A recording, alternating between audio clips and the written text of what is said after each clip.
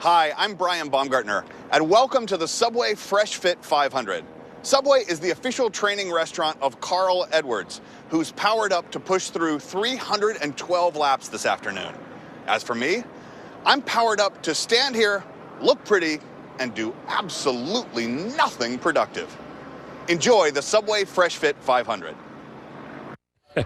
Yeah, Darrell will be talking to Carl Edwards here on the pace laps in just a moment as we welcome you back live to Arizona. Jeff Gordon hustling out, one of those who qualified in the top 10. Chad Knaus also very excited, coming off the Daytona 500 win as a crew chief for Jimmy Johnson. Kyle Busch and Denny Hamlin with engine problems starting at the back of the pack. They're going to have to work their way through in a hurry. Well, that's going to be so fun to watch. That's two of the fastest cars in Phoenix starting in the back. If you ever wanted to put the fastest guy in the back and see what happens, we've got that today. It's going to be so cool to watch. And a little variety here in Phoenix as we welcome in Darrell Waltrip, Larry McReynolds, and Mike Joy from the play-by-play booth. In the last 8 races here, we've had, Mike, 8 different winners. Yes, and all the top 10 starters, Chris, have won here at Phoenix. Darrell, last week we talked about a woman competing heads up against the men, and that happens nowhere else in professional sport. But how about today? Someone of our generation, 54-year-old Mark Martin, has whipped all those 22-year-olds that are in this field. He's won 2 practices. He's starting on the pole. Can he win? Well, just like Danica is an inspiration to all the female athletes out there, Mark Martin is an inspiration to the older guys. And with Mark, you get the enthusiasm, and you get. But the biggest bonus with Mark is you get the experience. He's such an experienced guy. He's a great team leader, and he goes out and gets it done. None of these cars know how old its driver is. Larry, Chris, and Michael touched on it. Starting from the back, 2 of those fast Toyotas, unrelated engine problems, but you don't have a lot of time to get to the front from the back. They qualified at the top 10, and as Michael pointed out, they've been fast in every single practice. And the key, it's a short race, only 312 laps, 312 miles. So what I'm going to be watching, what can they do or their teams do to get them to the front? Because I think if they get there, they absolutely can contend for this win. Darrell, a great sense of urgency here that maybe one we didn't see last week. No, and I think these guys, really, they're on a venture. They're really not sure just what they've got with this car just yet, but they're going to find out probably about 300 laps into this race. It'll handle differently than at Daytona. It's got a much bigger rear spoiler. So we're about to learn another lesson and write another chapter in the Generation 6 Chevys, Fords, and Toyotas that fill the grid for today's race. Look across some of our onboard cameras that'll carry you through the 312 miles, 500 kilometers of today's Subway Fresh Fit 500. Watch out for the gyro cam today, too. Nice crowd on hand, packed grandstand here in the Valley of the Sun. Let's go trackside for those important words. And now, for the most famous words in motorsports, please welcome your Grand Marshal, Subway famous fan, and Emmy Award-winning actor, best known for his role as Kevin Malone on The Office, Brian Baumgartner. Race fans, are you ready? This is not a golf tournament. I said, are you ready? Ladies and gentlemen, start your engine!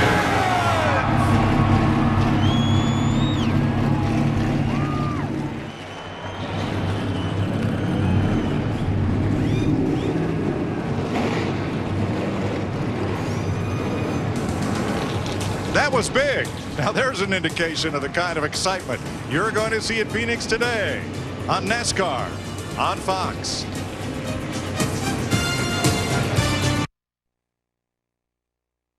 Jeff Gordon, he's on top. That 88 car is looking really good. Jimmy Johnson is the benchmark. Here comes Carl. Do not count her out. Ready to race in the desert. Bring it on, boys. Don't look back because everybody's coming. I have never seen anything like that. What a finish. How bad do you want it? Let's go racing in the desert, boys. From the top of Rattlesnake Hill, NASCAR on Fox welcomes you to Subway Fresh Fit 500. Engines are fired. Let's get late-breaking stories from pit road, beginning with Chris Devoto. Well, Mike, Denny Hamlin had a great 8th place starting position, and I say had because the team had to give it up when they made an engine change yesterday. Denny Hamlin, a big golf fan, comes to this area often. He told me right before he got in the car, this would be like playing around a golf and being able to only use your putter. Is there concern? Yes. Panic?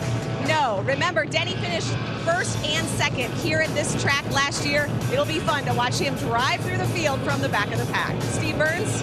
Well, Krista, a bit of a last-minute thrash here for the 24 car, getting through inspection and getting on the grid. I spoke to crew chief Alan Gustafson. He said that his car chief, Josh Kirk, had suffered a kidney stone attack last night, but they're okay. Just late getting through check. Jeff Gordon, if you talk to the people in the garage area, he's going to be one of the cars to beat today, Matt Yoakum. Steve, Casey Kane trying to erase that disappointing run at Daytona where he finished 36 by scoring another win here at Phoenix. Now, Casey told me a lot of questions and concerns going into today's race. Number one, he told me the weather. About an hour ago, the cloud cover rolled in. Temperatures have dropped, but he said his biggest thing, he wants to get to the bottom because his car and everyone else seemingly not having a lot of grip like they expected coming to Phoenix with this new car and new tires. So, Jeff Hammond, it could be very exciting, the opening laps. Yeah, we're hoping so. Every racetrack has a hot spot, Matt. Here at Phoenix, it's got to be turn 4. 27 crashes in the last 16 races. And to prove that, you've only got to look back to November, the last race, and the big crash. Will it happen again? We're fixing to find out.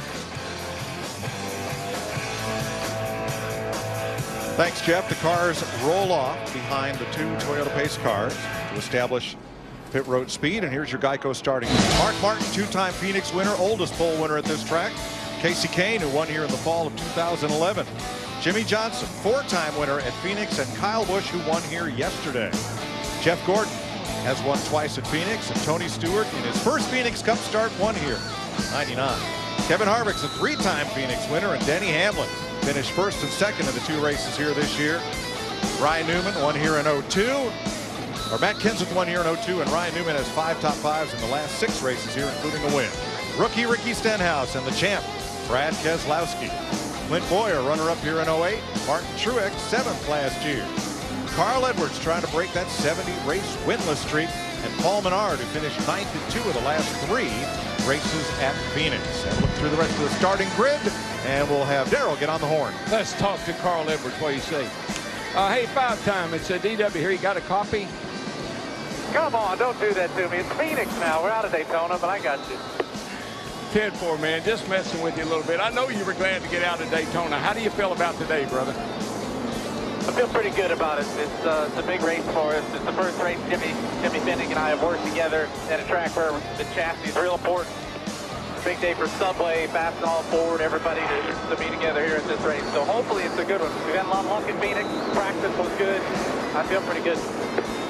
All right, my friend, what's your confidence level like after Daytona? You up today? After Daytona, it was no good, but after practice yesterday, I'm up. I'm ready to race. It's going to be a good one. All right, my friend, go get it done.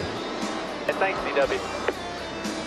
And you called him 5-time because? He was kidding. He wrecked 5 times at Daytona, and he told me, he said, they're going to start calling me 5-time for all the wrong reasons. While we were out on the roof, I felt, well, I hope it was a raindrop. I think Darrell caught a couple on the way over here. So Hartley has become mostly cloudy. 75 degrees, track temperature 86. We had a lot of sun here this morning. And that light breeze from out of the northeast will race 312 laps, 45 miles an hour down pit road, and probably one of the biggest pit windows we've seen in a long time, Larry. Yeah, 78 to 84 laps. Realistically, we talked about a short race. You could make this race in 3 pit stops. Denny Hamlin, valve spring trouble yesterday. Kyle Busch's team replaced valve springs this morning as a precaution, and a mistake was made. They fired the engine and broke it and had to replace it. David Stremme with a transmission change also will go to the rear for the start. You know, we had such huge success with the gyro cam at Daytona. Everybody was shocked when they saw the 31-degree bank and what the car looked like. Look at this week compared to last week. We're here this week. The turns are banked 9 degrees. And just watch the difference. Watch the upper, watch the lower. Daytona, Phoenix. Hello. Almost 0 banking. But Darrell, I think most of the gyro cam action at Phoenix is just from side force. The G's trying to sling you over to the right-hand side of the car. Yeah, one of the really cool shots is going into turn 3 when the thing rocks to the right momentarily, then back to the left, and it's the feel you get in the car. Today's race is brought to you by Budweiser, the beer that starts with full flavor and ends with a crisp, fast finish. Great times are waiting. Grab some Buds.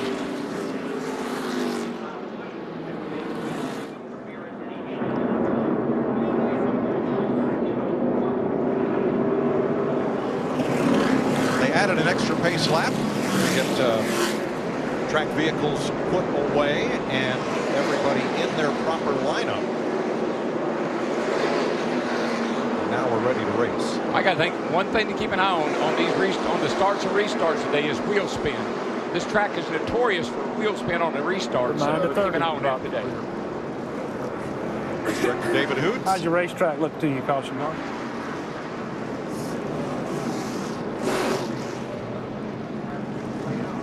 Saw Denny Hamlin and Kyle Busch in the 11 to 18 waiting to pick up at the tail end of the field. But as I said, they've got fast race cars. They just got to figure out how to get up there to the front. Another fast car is Kurt Busch, but he hit the wall in qualifying, and he has to go to the back because he has a backup car. Kyle Busch yesterday in a nationwide race restarted 23rd. He ended up winning the race with about 30 laps to go. A driving clinic is what it looked like. Yes, sir. I mentioned that was not Kurt Busch's fault. A water fitting came loose, coolant fitting, put water on the tires, and he went up and into the wall, hurt the car. They're in a backup. Pace car is in. Let's get ready to race in the desert. There you go. Boogity, boogity, boogity. Let's go racing.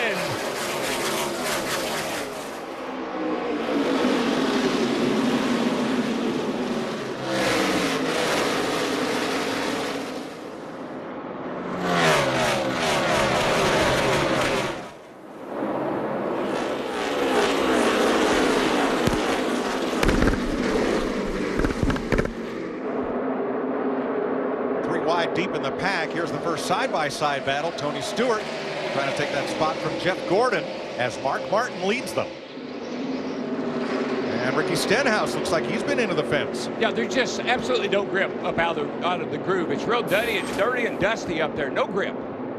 And Darrell, with this weather change, changing the grip of these race cars, I think we're going to see a lot of comers and goers. Guys moving to the front, guys going to the rear. Well, Jeff Hammond was in turn 4. That's Calamity Corner at Phoenix. Watch the number 17, blue and yellow. Middle of your screen. Little bump and run. A little lightly and slightly, but I think it's going to be okay. Mark Truex was right behind Stenhouse. Still inside. 2 still got the 27 winding tight. Keep coming here. Still inside. Still inside.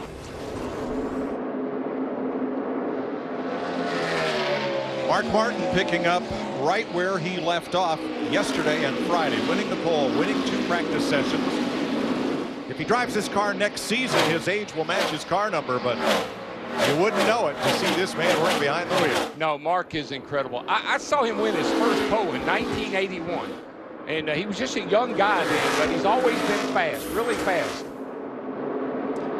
He was real happy with that race car. In fact, he only ran 7 or 8 laps in that final practice yesterday. And his crew chief, Rodney Childers, said he is a smart guy, really smart. A former driver, he knows what he's doing. He knows how to get Mark the car he needs to do what he's doing right now. From the back of the pack, Kyle Busch up to 34th, Denny Hamlin to 31st from the tail end.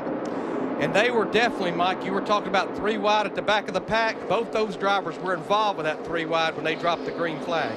Right between them is Kurt Busch, that black number 78, who also had to start in the rear. Gyro cam on board Jimmy Johnson's Lowe's 48. Yeah, we're going up the back through the dog leg right here. You see the bank about 9 degrees there. Now watch this thing tip just a little to the right and then right back to the left when it gets in that 9 degrees of banking. What makes this track hard? Both ends of the track are different. 1 and 2 is a totally different corner than 3 and 4 is. That's what makes it so hard. Steering sensor on the right side of your screen indicates steering wheel position. straight up and down would be straight ahead. I would call that tight, wouldn't you, Larry? I would say so. You can see he keeps having to move it to the left. As he gets in the corner, he's moving it even more and more and more because the front tires just start gripping. And again, when we look at him going into turn 3, you'll see how neutral the wheel is getting in that corner because of that little swing down in there. 7 laps complete. Mark Martin is your leader. Krista? Mike, you talked about Mark's age. Let's put this in perspective. When Mark Martin won his first Phoenix race, it was 1993. There are 19 drivers in this field who were not even old enough to get a driver's license, including both of his Michael Waltrip Racing teammates. How about one step further? Joey Logano is only 3 years old. Thanks, Krista. Danica Patrick had moved up a few spots from 35th, but now gives a spot to David Stremme. Here's what she had to say in pre-race. All right, guys, thanks for working hard all weekend. I'm going to do the best job I can out here, and I know you're going to do the same. Yep, roger that. We'll take it one pit stop at a time, one segment at a time. We'll do our best today. And that's a lot what they talked about at Daytona, taking it one race at a time, 1 week at a time, and not setting expectations. She said, we've got to get 4 or 5 races under our belt before we can know what our expectations truly should be. And one thing I mentioned in the pre-race show, I watched her in practice. I'm watching her right now in the race. When cars are in front of her, it kind of gives her a target. It kind of helps her say, I need to be quicker here, back in the gas here. It seems like she really goes to school on cars that are in front of her and how she gets faster. The challenge for any of the cars in this group is going to be staying on the lead lap. Mark Martin is within half a straightaway of this group. With 10 laps complete, NASCAR on Fox will take you side by side.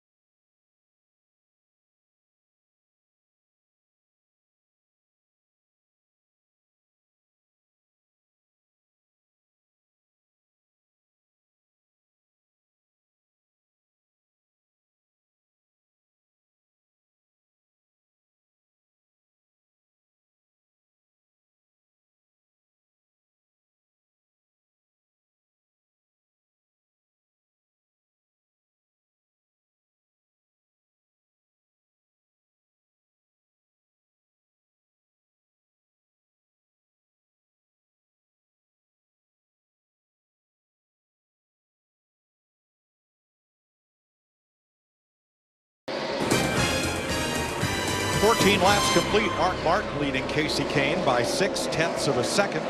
Jimmy Johnson, Jeff Gordon, Tony Stewart. A Toyota leading 5 Chevrolets, and then Matt Kenseth. Brad Keselowski is the fastest Ford right now. He is in 11th. 9th place battle, Ryan Newman, Clint Boyer, and the champ. I've been watching Clint Boyer in that 15 cars. He's all over the back of Ryan Newman in the 39. Clint started back in the 13th position. I think they finally hit on something yesterday during practice that Clint was really happy with. I don't know that this comes as a big surprise to see him moving to the front. They have Ryan Truex with them, and then Matt Kenseth. Biggest movers so far.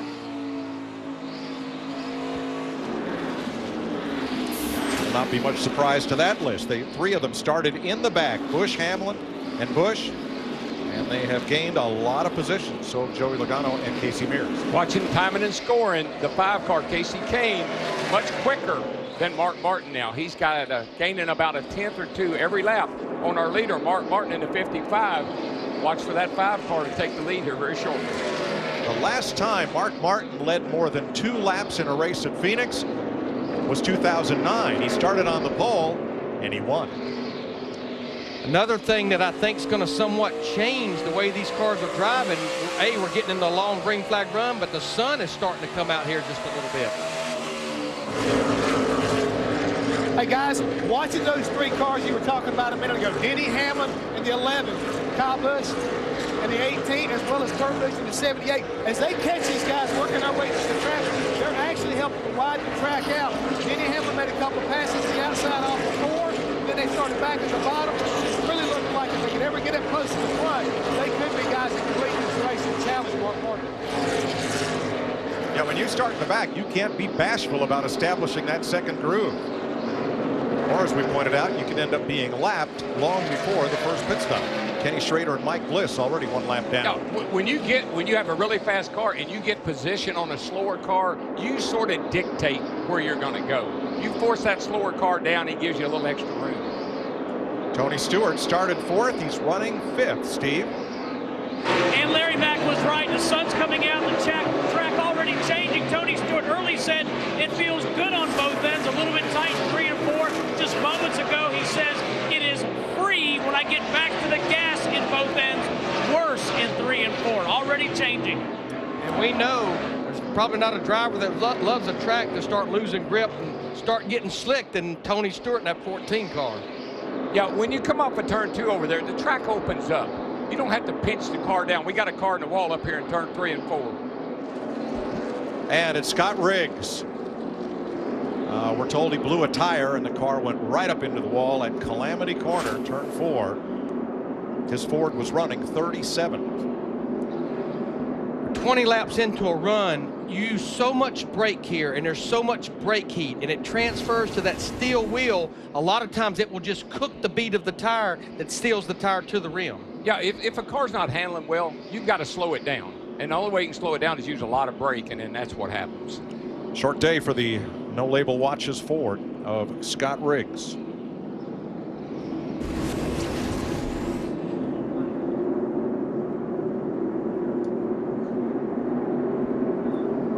So on this first caution of the day, the free pass will go to Landon Castle and the number 33. That's the Aaron's Lucky Dog. You don't need credit. All you need is Aaron's. And that Jackson Pollock painting looking paint scheme, that's called Firestorm Camouflage. Looks like a woodland wildfire on Castle's car. Looks like something Boyer ought to have on his car. Go with his camo limo. Pits are open.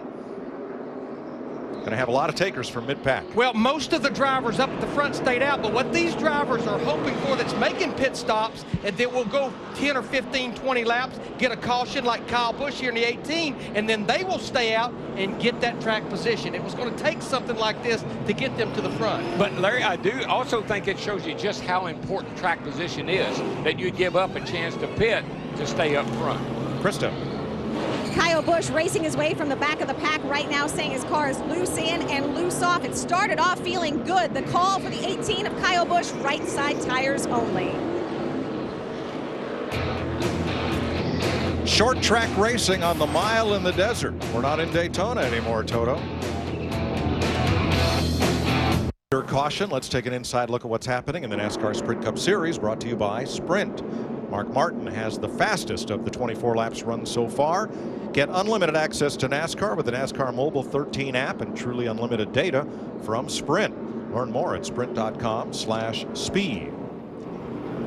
The first 13 drivers stayed out on track, plus Marcus Ambrose, Joey Logano, Kurt Busch, Denny Hamlin, and Dave Blaney. Everybody else came to pit road at lap 22, so we have two decidedly different strategies at work here.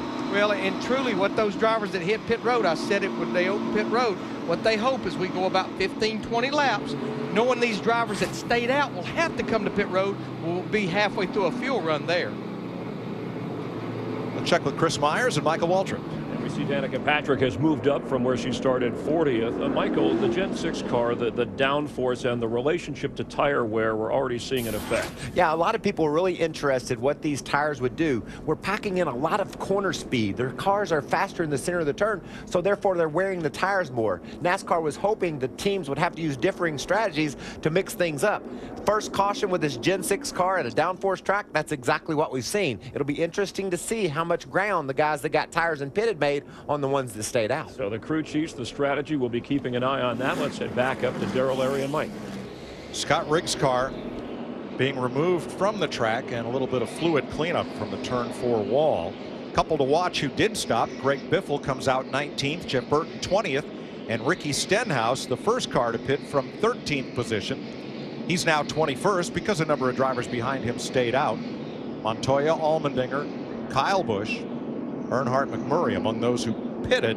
Everybody from Biffle on back has been to pit road during this caution. As you look at the ticker across the top of the screen, Scott Riggs checked and released at the care center after an apparent cut tire put him into the wall at turn number 4.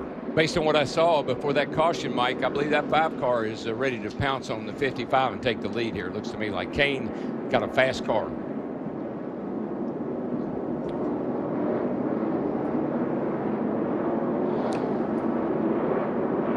Notice the white rims there on Brad Keselowski's car. They're turned black. That just supports about all the brakes these guys are using. It's brake dust. Coming around to complete lap 27, first caution of the day, cleaned up, and we're back under green. Mark Martin trying to hold the lead from that green car of Casey Kane. Yeah, Kane didn't get a great restart. I think he spun the tires of scopes, but he's going to be all right. Casey Kane in that 5, he's got his hands full with Jimmy Johnson in that 48. His teammate, Jimmy, got the preferred line going into 3. 5 time, the real 5 time. He wants to get up there and show what he's got. Matt Yoakum. And good news for Jimmy Johnson fans early on. Jimmy said his car a little tight rolling through the center, but his car is absolutely awesome from center to exit. He can jump back in the gas when he needs, and you can definitely see it on the racetrack. Try to do something, Mike, that Kenseth did back in 2009, open up the season winning the first 2 races.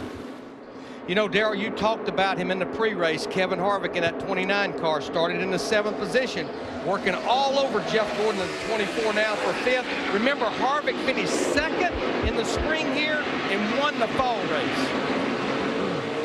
There are horses for courses. This is one of his courses, one of his best.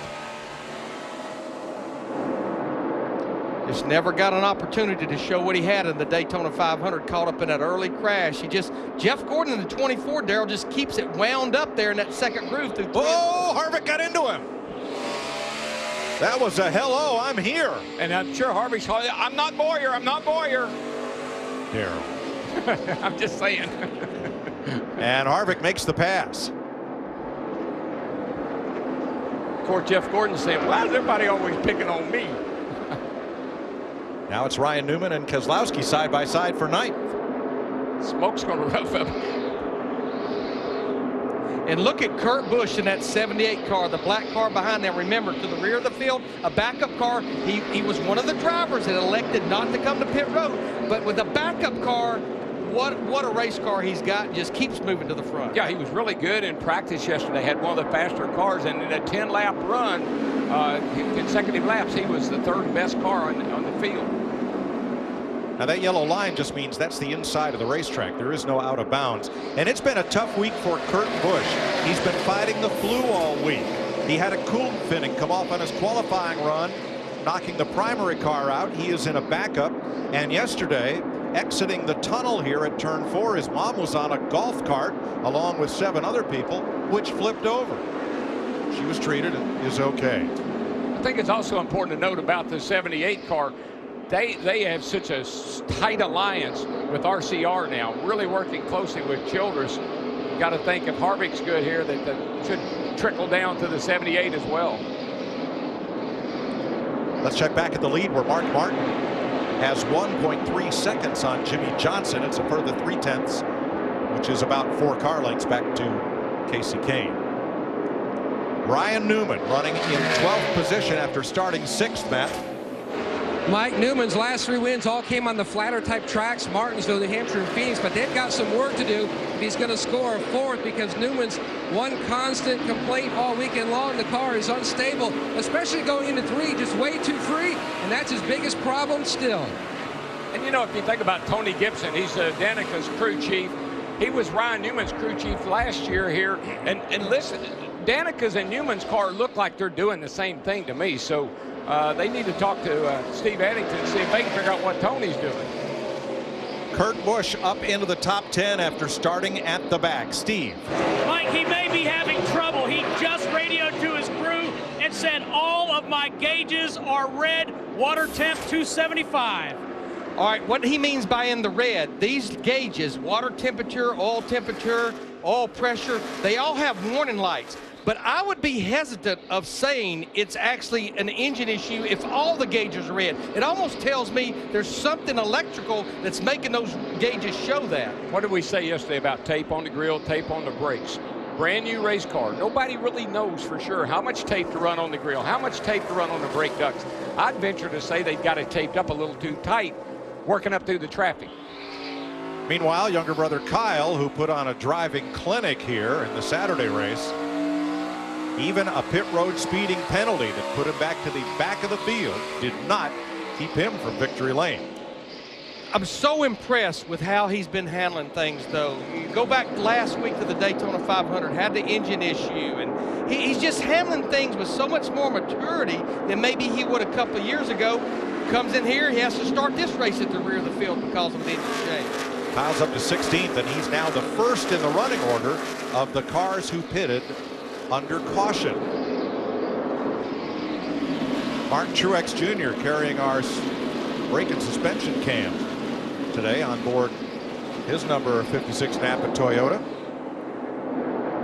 You know, with Kyle, one thing about it, he's going to run a lot more nationwide races this year. He won yesterday. That's almost like a consolation prize. If you have trouble on Sunday, it's a little bit easier to swallow because, man, I had a great Saturday. At least I won something. And that man loves to win. That's all it's about. Here's a look at the suspension cam. You see the brakes glowing red on the right, and on the left of that, the headers glowing as well. Let's go down to our touchscreen and Jeff Hammond. Yeah, Mike, we're down here at the Ford Racing Tech Cutaway.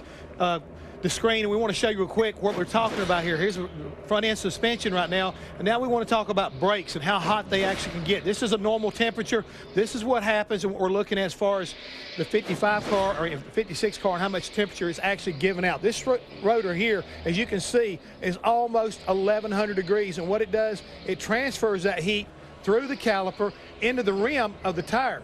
Wheel of the tire, just like what happened to Scott Riggs, inside and out. This thing's 1200 degrees, folks, and all of a sudden when it gets that hot, it superheats the rim of the tire, burns and melts down the bead of that tire. The tire will lose their air, hit the outside safety barrier, just like we saw Scott Riggs do earlier. Thanks, Jeff. Kyle Busch against Ryan Newman, and that's for 15th position. You know who never has a brake problem? Kyle Busch. You know why? He doesn't use them. Stays off of them. Kurt Busch rolls up into 9th in front of Paul Menard, chasing Brad Keselowski. Mark Martin is your leader. For the second time today, Kyle Busch had raced his way up to 15th position and spun at turn 2. He'd been working on Carl Edwards in that 99. Darrell was up the racetrack. Just got out a little too wide. There's not a lot of grip out there. A slight contact to the left front. Don't know how much damage that did.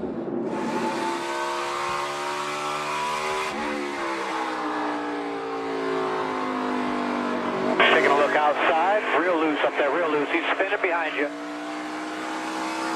All right, pit road is open. Second caution of the day. Steve. And Jeff Gordon saying that the characteristics of the car changing as the fuel burns off. Anticipate them taking just right side tires on the 24, Matt.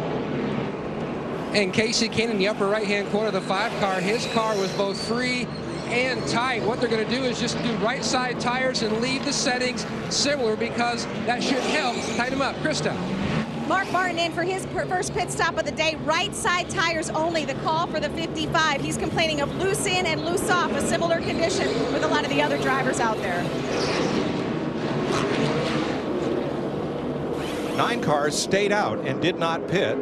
All of them pitted back at lap 22 on the first caution of the day. Yeah, that we were getting borderline about being able to stay out had that caution not come. Otherwise, I think everyone had hit pit road. Kyle Busch fighting his way up through the field. A single car spin puts us back under caution.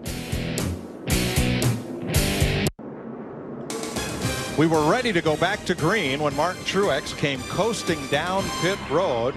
Rear axle problems on his number 56. And this is one of the new things that the teams are having to deal with, that camber in the rear end housing, in the rear tires. There was a lot of concern during testing in the offseason as to whether the axles and the drive plates, if they were durable enough or not to handle the new camber. Yeah, they doubled the amount of rear camber, and rear camber is just the tip in the rear tires that gives the rear end more grip, gives the tires more grip, and it's very hard on parts and pieces. Truex lost an engine here last November while running 7th. Now, his teammate Clint Boyer had a problem. He came in to do a 2-tire change and wants to get out of the pits quickly. And it doesn't happen. Back up, check the right front fender. Back up. Take a right front fender. Change left. As a result, Boyer will restart deep in the field. Right now he is listed 39th.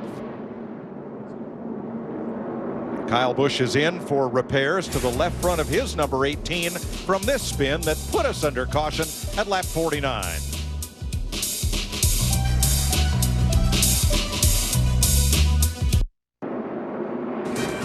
Whole new cast of characters up front for the restart. The first 6 cars all pitted at lap 22. Juan Pablo Montoya, Greg Biffle, Ricky Stenhouse, Eric Almirola, David Gilliland, and J.J. Yaley lead Mark Martin and the rest of the field back to green. Kyle Busch restarts 40th. We mentioned Clint Boyer. He restarted 39th. Darrell, you were talking about drivers in practice not going down on the apron on the backstretch. I think some of them decided to try it here in the race. Yeah, well, when they got 2 and 3 wide back there, really you had no choice but to go the apron.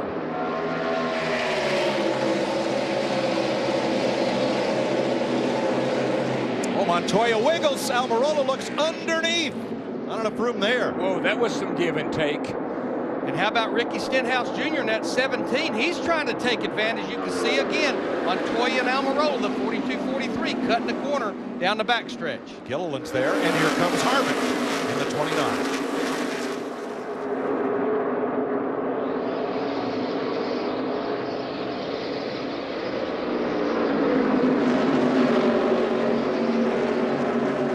Kane in 6, Mark Martin back in 9th. Here's why. Remember, they came in running 1 and 2, but if you look right here, Mark Martin was a little more efficient on his pit road time. But how about that right there? Almost 2.5 seconds. That's the difference between winning a battle off pit road or losing. In fact, Casey Kane's crew the fastest that time. Mark Martin's crew the slowest as far as the 2-tire stops. That team is jacked up, Larry. The car is fast. Casey doing a nice job in that 5 car, and the pit crew is helping him. Greg Biffle out front and pulling away by 0.4 of a second now in his number 16 Ford. You know, Biffle had a great Daytona, Mike. He ran up front in every race he was in. The 150s, every race he was in, he ran right up front. Yeah, he finished 2nd in the Sprint Unlimited and the Budweiser Duel, and a lot like Danica Patrick and Denny Hamlin, just somewhat in the wrong line on that last restart in the 500. Yeah, Danica and him were going to work together, but it didn't work out. Last year, Biffle finished 3rd in this race and 7th in the Fall Phoenix event.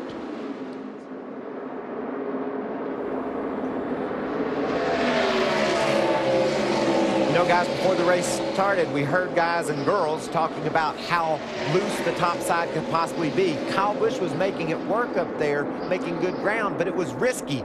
His car stepped around on him. That last time Bydell Jr. got out of the groove as well. So while they're racing off the track on the back straightaway trying to make moves, these guys and girls have their hands full down in the corners, boys. Well, Jeff Gordon says the outside line is coming in and the bottom is getting much tighter. And here comes Casey Kane against Almirola. Everybody pretty happy at Richard Petty Motorsports because their car is back in Petty Blue for 2013. One thing that I was not aware of that we learned this morning from John Darby, the splitter on the front of these cars has a rounded face to it. The splitter is not just a square cut. It's rounded like a wing on an airplane. If you grind that round lip off of that splitter, it hurts the downforce of the car. I think that's why these guys are not getting down on the apron, going down the back, and driving up on the track. They're afraid they're going to drag that splitter and hurt their downforce. Yeah, could be. John Darby, NASCAR's Sprint Cup Series director. Montoya coming right back up on Biffle and looking for the lead. 55's on pit road. Oh, Mark Martin, who started on pole. On pit road under the green flag. Krista, what's up? Yeah, they just made the call. Rodney Childers telling Mark Martin to come in. The plan to get right beside the tires. Don't know if there's a bigger issue with the car or if it's the handling right now. Watching the crew up on the wall, but Rodney Childers made the call telling his driver, Mark Martin, to come in for right side tires. And I guess on the right-hand side of your screen, you could see his teammate, Martin Truex Jr., and his team in the garage area, pulling the gear, changing axles. I guess right now, I'm gun-shy when I see a Toyota hit pit road because of the engine issues they've been having, and now with one of them in the garage. Montoya goes all the way down to the basement to take the lead away from Greg Biffle. That 42 car has been on the move. Trouble, turn one. Car in the wall. Yelling up in the It's wall Dave here, 1 Blaney. and 2. Yellows out. 16 Sandy still tight T Construction here. Chevy of Tommy Baldwin Racing has hit the wall hard in turn one. Third caution of the day, lap 66. Blaney running 31st at the time.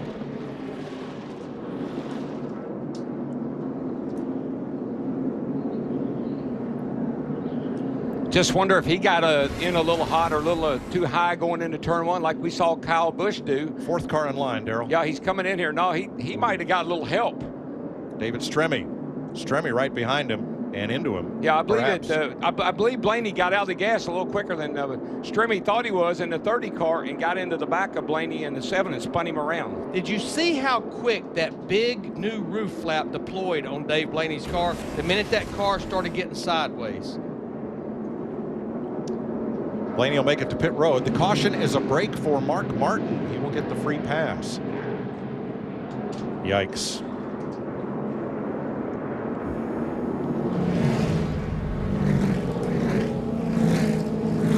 Pre-race introductions. Jeff Gordon and Clint Boyer are having a little bit of fun as we take a timeout for the AT&T race break, brought to you by the nation's largest 4G network. Rethink possible. So far, they haven't been near each other on the track. Danica Patrick and David Stremme got near each other. Close call here as Danica worked her way up from 40th to 22nd. Meanwhile, Kevin Harvick, who's the only driver who's won on this track once before it was reconfigured and then after, put a move on Gordon. And Kyle Busch had problems in turn 2. Clint Boyer had a problem on the pit stop. And Martin Truex Jr. with an axle problem. And moments ago, an unusual pit stop for Mark Martin.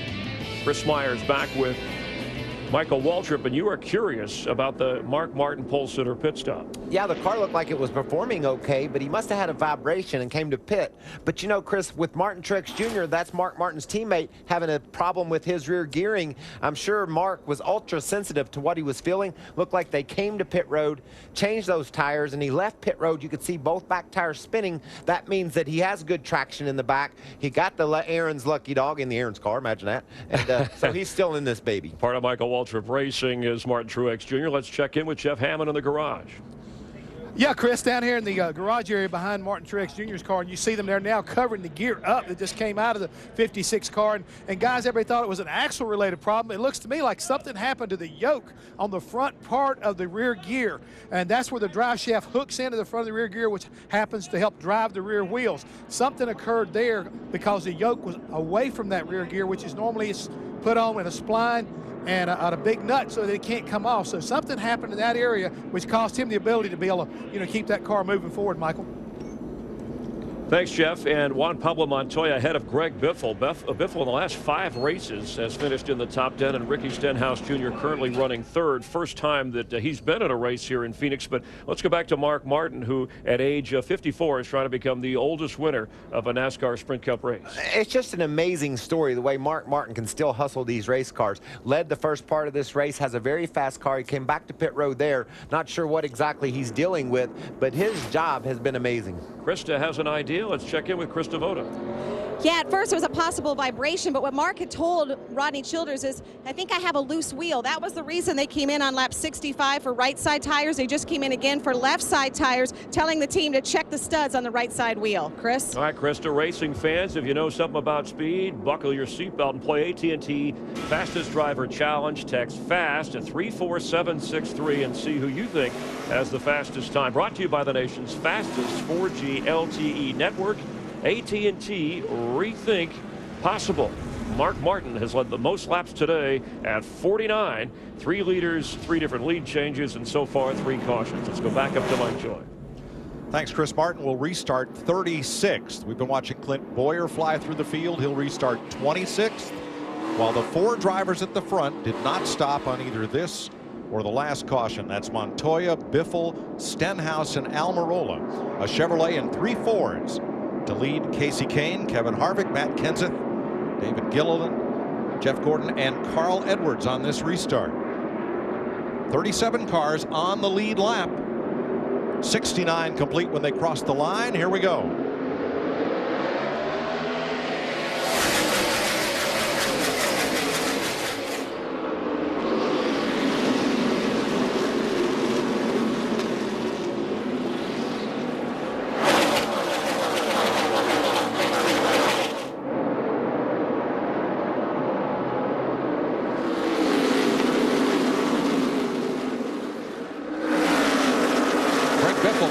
Montoya, he's going to lead this lap, and Almirola comes through, trying for second on the outside.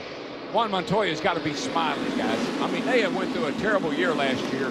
This is the best this car has run in quite some time. And here comes Harvick. He's on the inside in the 29, way down to the flat. That's the move Montoya used to take the front spot a little bit ago. And rookie Ricky Stenhouse in that number 17, along with Casey Kane in the 5. Darrell Michael was talking about the different grooves. It just looks like you can make that second groove work in 3 and 4. It's just not quite there in 1 and 2. It's coming, though. Jeff Gordon was telling his team that it's coming. For 3rd place, Matt, here comes Harvick. And Kevin Harvick's car during practice, Mike, on Saturday was 3rd best over a 10-lap run. His car a tick on the free side. Same conditions that he's been reporting back to Gil Martin and the crew much of this race. But Harvick has that 29 pinned on the bottom. This is one of his best racetracks. Think about Kevin Harvick versus all these drivers in the top 5. A lot like Casey Kane in that 5. They have much fresher tires than those other drivers like Stenhouse. Say one thing, he got a good bumper too. He just shoved over Ricky Stenhouse Jr. off into turn 1, and Ricky said, go ahead, man, if you're in that big a hurry. Matt Kenseth coming with him, and that new colors on the number 20. You know, we've not talked about Matt Kenseth, but he was fast in practice. Steve, we were almost surprised that he didn't sit on the pole in qualifying.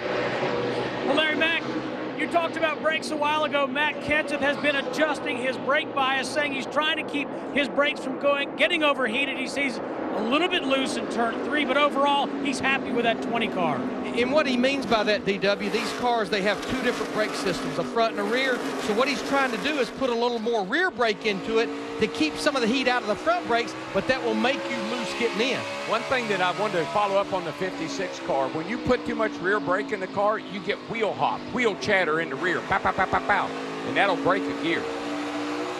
Clint Boyer racing for 20th now. We listened in under caution. Talk to me. Make the break if you want. Damn it, you gotta talk! Gotta communicate, guys.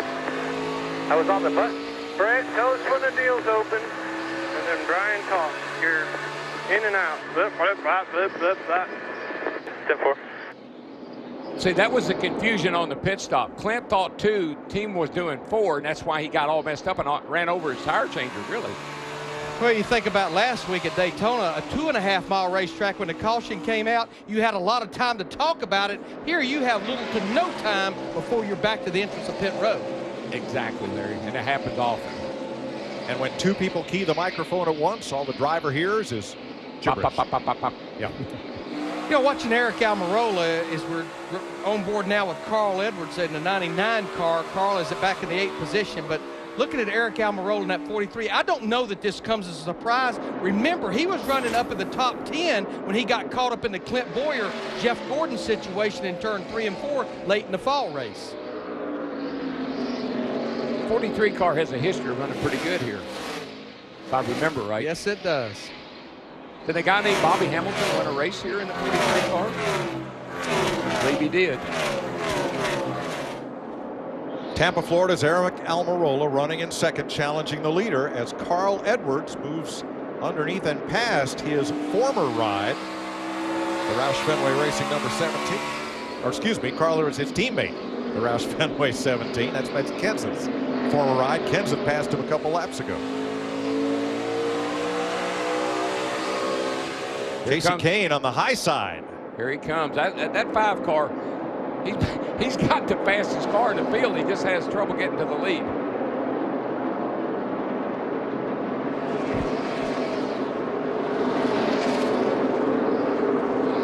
Kevin Harvick has come to the front. He's 6/10 off the lead. And Mike, when we say things like that, that's because I'm looking at the scoring line. And Casey is running the fastest laps of anybody in the top 5 or 6 there.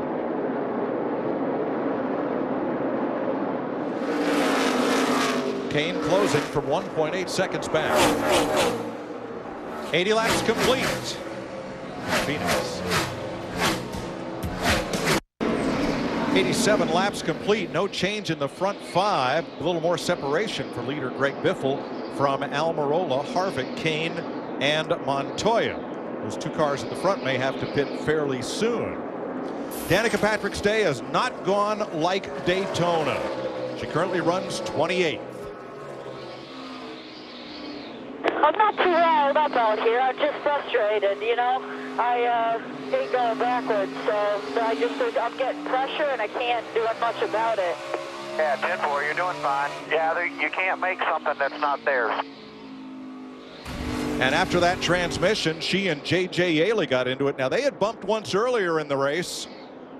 And there's a little bit of chrome horn for you. And then what she's talking about, I've seen a number of occasions where people have put her in a really bad spot. And she really had to give. She couldn't do anything about it. She's a little frustrated right now. But remember, she's a rookie. Yellow bumper. Inside. Still inside. Clear high. Clear. All clear. And under each caution, Danica Patrick has been brought down pit road, so Tony Gibson and the crew can make significant adjustments each stop. And Mike, when the race started under cloud cover, her tight and then snappy on exit loose condition has gotten progressively worse. The next stop, look for this team to make an even significant adjustment. Tony Gibson said, big swing next time down pit road. Next bat, Scott Speed's taking the Levine family racing number 95 to pit road, where he will join Mike Bliss and Scott Riggs. Martin Truex back on track, 32 laps down, and a couple other drivers trying to fight their way back up through the field. Clint Boyer up to 17th. Kurt Busch up into the top dozen. Mark Martin has recovered to 24th. That 56 getting back in the race and not having axle drive plate problems is a big sigh of relief for a lot of teams down there, because that was an unknown. Now, Dale Earnhardt Jr. in this 88 car, he was one of the drivers that came to pit road under that last caution. And Matt, it looks like he's overtaken these drivers that's been staying out. Larry Mack, Steve Letarte has brought him down pit road just about any opportunity he can. His car has been tight and trying to take information learned from their teammate Casey Kane, who's running up in the 4th position. Casey was saying that he felt like when he jumped in the gas almost too soon, he really made the nose take off and slide that nose on exit too tight. That's what Stevie told Dale Earnhardt Jr., because that's similar conditions. Jr. said the final 25% of the corner, it is just so tight. He's been fighting that, Mike. I remember yesterday we had the in-car camera, we were watching him, and he had a ton of wheel in it. He was really, really tugging on the wheel to the left, showing that the car was extremely tight. Mike, you were talking about our leaders up there like Greg Biffle, Eric Almirola. In fact, 3 of our top 5 drivers, they have not been to pit road since lap 22. Probably next 10 to 12 laps, 15 at the most, they'll be having to make green flag pit stops. 36 drivers still on the lead lap. Pitch battle here for 19th. 4th caution of the day, Ryan Newman pounded the wall in turn number 4, got down into turn 1, stopped, drew the caution, and then made it around to pit road. See him way out the windshield of Danica Patrick's car. Her teammate Newman going into the wall. And that is a big break for Biffle, Almirola, and Montoya, who would have had to stop shortly under green. Now they can pit under caution. Steve? And Eric Almirola telling his crew, the car started getting tighter in the middle. Don't hurt it too bad so I can continue to take off on exit. Tires and fuel and an air pressure adjustment for the 43 match. And Casey Kane, Steve, and Kevin Harvick pitting in the same general area with just an open stall between them. The sun has come out. Both drivers saying that their cars have gotten looser and looser on this past run. 4 tires for both, chassis adjustments for both, and they're away. Krista. The driver wanted wedge. The crew chief said, no, let's do air pressure. Crew chief wins this call. It's air pressure for Greg Biffle. There's your race off pit road led by Carl Edwards. It's pretty much evened everyone out. Everybody pitted that time. 100 laps complete in the desert. Caution out for Ryan Newman. Confirmed that Ryan Newman melted a bead on the tire, and tire went down. He hit the turn 4 wall. Carl Edwards was the first off pit road, but Mark Martin, who was in the pits at lap 67, did not stop. So Martin goes from 24th to the lead, restarts first, and he leads off turn 2. Good move on the Rodney Childers' part to get that car back up front. Yeah, he was the only driver that did not pit. Think about it, 2 cautions ago, he was a lap down and got the free pass. New second place car, Brad Keselowski, the series champion, who in the offseason, Team Penske moved from Dodge to Ford, and Keselowski up into the second spot. Krista? Well, Brad Keselowski has said he has really good speed on a long run. He also, before that last stop, about lap 83, came on the radio and said, my car is really good. It's just hard to pass.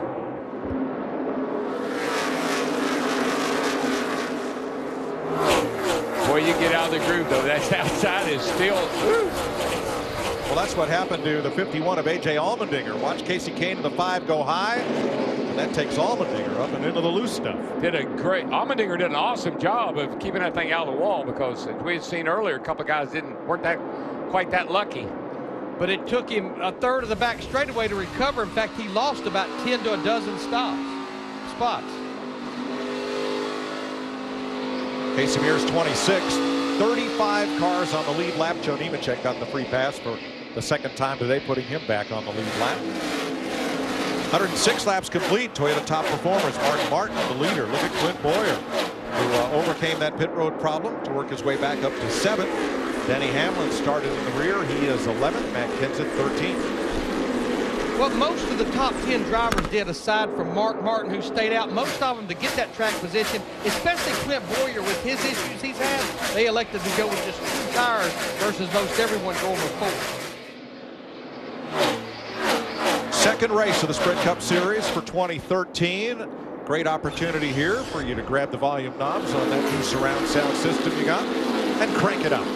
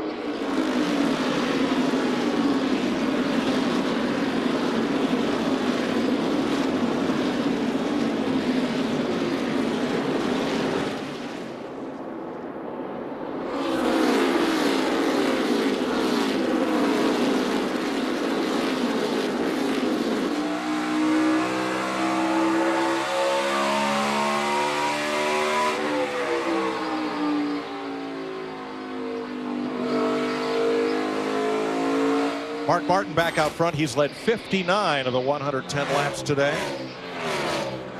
You know, that second place car of Brad Keselowski, our current champion, the 2 car, that car, they didn't win a pole last year. They're notorious for not qualifying all that great. But man, when this car gets in the race, and they start getting some long runs, that 2 car and Brad Keselowski really come to the front. Now, Carl Edwards in the 99, although he's got his hands full with Tony Stewart in the 14, remember he told Darrell Waltrip on the pace laps he felt like they had something as far as race trim. Think about it. Carl Edwards has not won a Sprint Cup Series race in almost 2 years. And it is eating him up. 70 races. Looking for the turnaround here. Jimmy Johnson started third, now back up into the top 5 after pit stop cycle around. Yeah, they had that one stop there, about the second stop, I think it was, and they did something to that car, and it wasn't very good, but looks like they got it back. And the rebound story of the day so far, Clint Boyer. His Toyota having trouble on pit road, a miscommunication, 2 tires versus 4, and bumping into the car that pulled in front of him. But he's come back up to 6th rather. Continue to be impressed with Kurt Busch in this 78 car, all the way to the back of the field when the race started in a backup car. He's been in the top 10 quite a bit. 2 tires on that last stop. There he is in 7th. This guy right here impresses me, Larry. This team has really done a nice job of adjusting on the car, Matt. DW, I don't know of any driver who's been looking so much forward to seeing this new Gen 6 car hit the racetrack than Dale Earnhardt Jr. Much more in his wheelhouse, the feel that he gets from this race car. 2 wins here at Phoenix, and Steve Letarte called strategy on the last stop. 2 tires, came in 19th. He went out 7th, settled in back in 8th. The car much better. They're hoping to see what kind of feedback they can learn from 2 tires on this run to use for late stages of this race. Kevin Harvick running 9th, started 7th. He's been as high as 3rd in the running order. And he's the highest running driver right now that went with 4 tires on that last stop. Eric Almirola from Tampa, Florida, in his 2nd season for Richard Petty Motorsports. And he's been up as high as 2nd today, currently 10th. And Denny Hamlin, his position matches his car number. That's the highest he's been all day after starting in the back. Greg Biffle rounds out the top dozen, 115 laps complete in Phoenix. We welcome you back live. NASCAR on Fox in Arizona, the Subway Fresh Fit 500. Along with Michael Waltrip, Chris Myers, trackside, and 54-year-old Mark Martin, who started on the pole, has the lead back for the 2nd time, just ahead of Brad Keselowski and Tony Stewart with 189 laps to go. And let's take an inside look at what's happening in the NASCAR Sprint Cup Series, brought to you by Sprint. And looking at Kurt Busch in the 78 car, talk about the biggest mover where he started and where he has moved up to. Get unlimited access to NASCAR with NASCAR Mobile 13 app and truly unlimited data from Sprint. No metering, no throttling, no overages. And while on the Sprint network, learn more at sprint.com/speed. And Michael Waltrip Racing. Let's take a look with Michael Waltrip at Mark Martin. Yeah, Mark's had an up and down day. As you can see, they had a loose wheel. They pitted and fixed it. He got real lucky, Chris. When he came out of the pit, he was the Aaron's lucky dog. He got his lap back. On the other hand, Kyle Busch had an accident 2 or 3 cautions ago, not been in position to get his lucky dog. Kyle's running back in the 36th position, still a lap down. He's in his 33rd race here in Phoenix, Mike Joy, and none of the drivers in today's race have been in more. The experience of Mark Martin and the speed, will it hold up in the 2nd half of this race? Well, Chris, another number for Mark is 60. The last time Mark led over 60 laps in a race, and today he's already led 74. That was New Hampshire, September of 2009. He won. The number he's thinking about right now is that 2 number. Brad Keselowski. He's going to let you go here. It looks like it might be Miller time, guys. Brad to the inside. They move past Josh Wise, trying to limp back to pit road. And Keselowski's out front. Started 11th. And leads at lap 127. Now, Mark Martin, that 55 car, stayed out on that last caution. Last pitted at lap 67. Somewhere here in about 20 laps, he'll have to come to pit road and make a green flag stop if we don't get a caution. And there's a guy that's creeping up into the picture here as well, Tony Stewart back there. I talked to Tony's crew a couple of times. They said all weekend long he has loved his car. He's had no complaints about his race car, and he is sitting there in a really good spot right now. Now, Stewart and Keselowski are on the same pit stop schedule. They were both in at lap 100. Carl Edwards was in at the same time, taking left side tires. And he's a ways back of the 3 leaders. Now, you heard Michael Waltrip just talk about Kyle Busch hoping to get that lucky dog by being the first driver a lap down. The problem, into this long green run, Mark Martin and Brad Keselowski, they're putting other drivers a lap down like they just put Joe Nemechek a lap down. So that really hurts Kyle Busch's chances should the caution come out. But one thing about Kyle Busch, I watched him, Larry, they've been in the pits a number of times. Every time they had a chance to work on that car, they do have it pretty well back to normal. He's running good lap times. He just needs a break. He's in 35th, 1 lap down, as are Nemechek and Landon Castle, as Larry pointed out. There is another way for him to get a lap back, and that is if the caution comes out for him not to pit. If everyone else pits, he can take the wave around the pace car before the restart.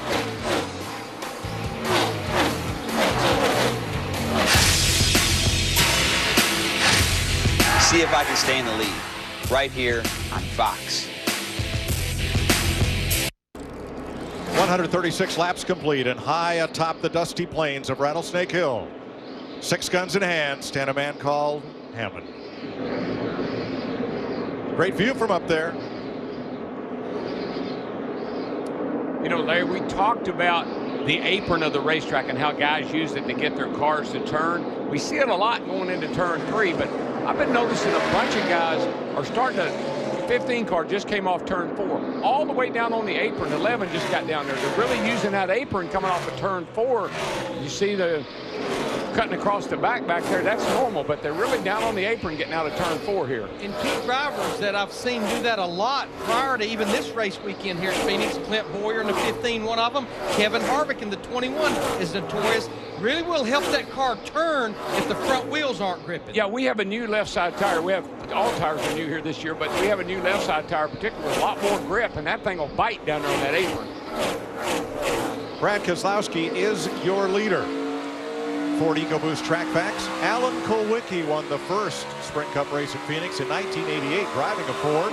Ford has 13 Sprint Cup wins here, the last of which was Carl Edwards in the fall of 2010.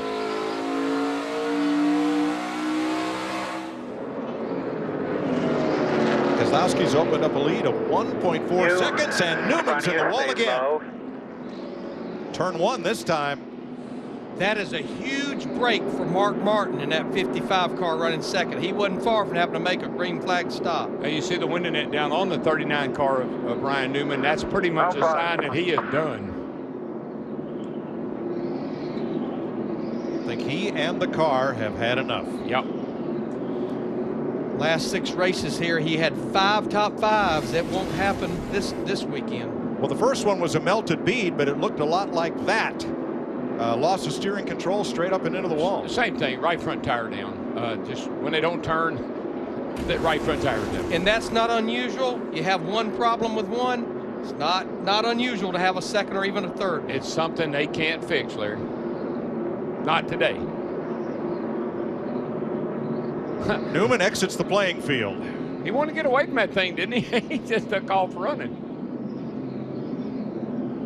And he will join Josh Wise, Scott Speed, Mike Bliss, and Scott Riggs in the garage. Got off to such a great start with a 5th place finish in the Daytona 500 last week. But really, truly, Larry, even at Daytona, I mean, he had his struggles, Ryan Newman did. Got in a bunch of wrecks. The car, even in the 500 on Sunday, was beat up a little bit. You know, about 40 laps ago under green, there was only one car in the top 10 here that finished in the top 10 at Daytona, and that was Greg Biffle. Things have changed now. Keselowski leads them onto pit road. Steve? Tony Stewart's been saying the car is really throttle sensitive. When I get back to the gas, it wants to snap loose on me. They're going to change 4 tires on this 14. They'll also make a chassis adjustment as well. Matt. And Chad Knaus tells Jimmy Johnson, keep it a little farther away from the wall. They're going to go left side tires on this stop. Tremendous amount of brake dust as he pulls away. Oh, close call. Almost flipped the 10 car and exit. Krista? Brad Keselowski calls for 4 tires. He said, just keep tightening me up, boys. Meanwhile, Mark Martin, crew chief Rodney Childers said, let's go with rights at the last minute. Called an audible, said, nope, we're going to go with 4. Carl Edwards leads them off pit road ahead of Jimmy Johnson, Dale Earnhardt Jr., and Kevin Harvick. The brake dust flies into the pits at Phoenix.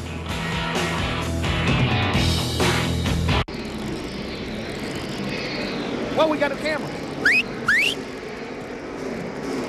Getting ready to go back to green with 167 laps to go. Closing in on halfway, Jeff Hammond.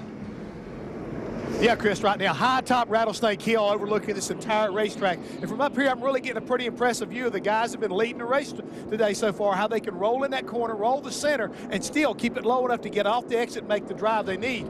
Now, you can talk about favorites. To me, the one favorite we haven't really talked a lot about today is getting yourself in the right position to be up front and possibly playing that fuel mileage card. Thanks, Jeff. Fuel mileage has been key in the last several races at Phoenix, including the last 3. Carl Edwards is going to lead Jimmy Johnson down to the green flag. Dale Earnhardt Jr., Kevin Harvick, Denny Hamlin up into the top 5. Almirola, Kenseth, Kurt Busch, Kane, and McMurray, your top 10. We're back under green.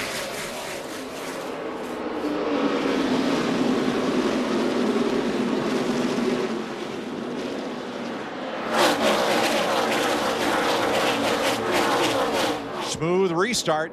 Edwards pulls away a bit. Hamlin on the inside there of the 29 Harvick. That's for 4th place. Boy, but Harvick in that 29 up there about a groove off the bottom. Got such a run in the middle of the field.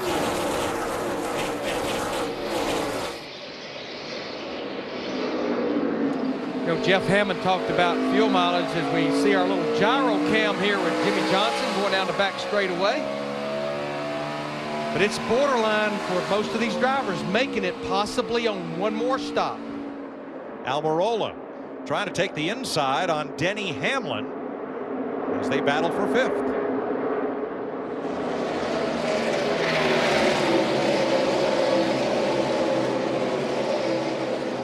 Casey Kane on the high side. He and Matt Kenseth in the 20 working their way to the front.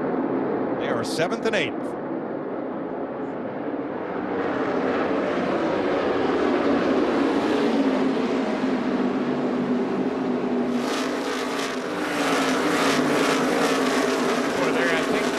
The sun keeps coming in and out. You get a little overcast, it seems to favor some guys. You get the sun comes out, it seems to favor a few other guys. It's been kind of ebbing and flowing back and forth here between the sun in, sun out. It's definitely working in the favor of some drivers and hurting others.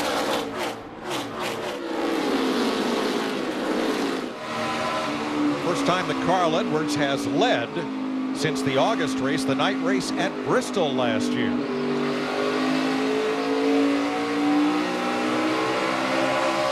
Out of Chris Myers.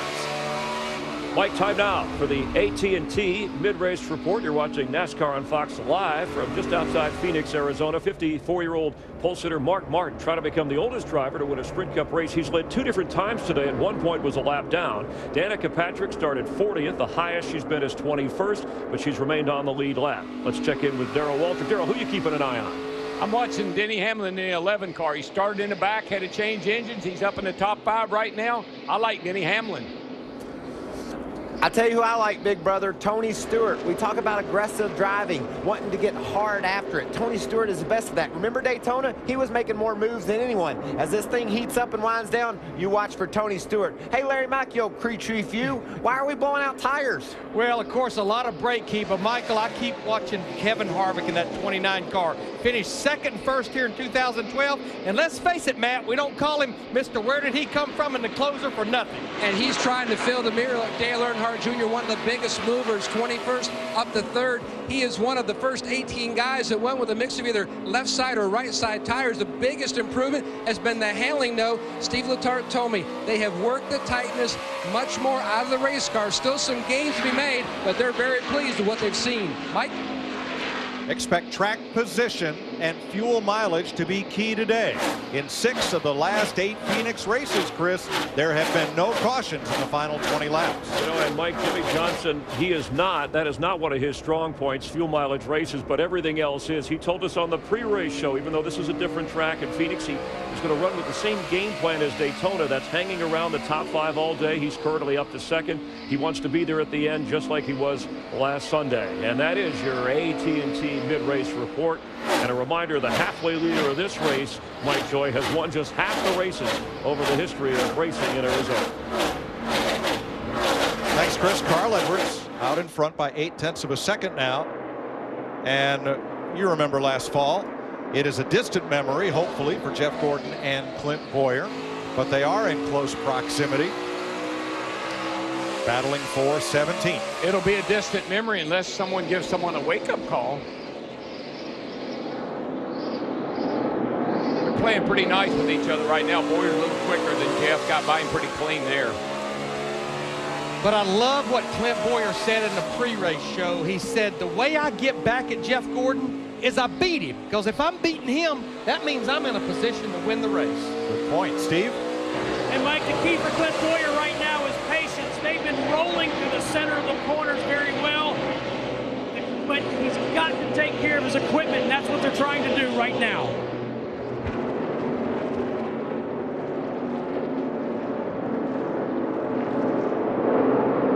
Halfway in Phoenix. With Carl Edwards, the halfway leader. Brad Keselowski was the leader not long ago.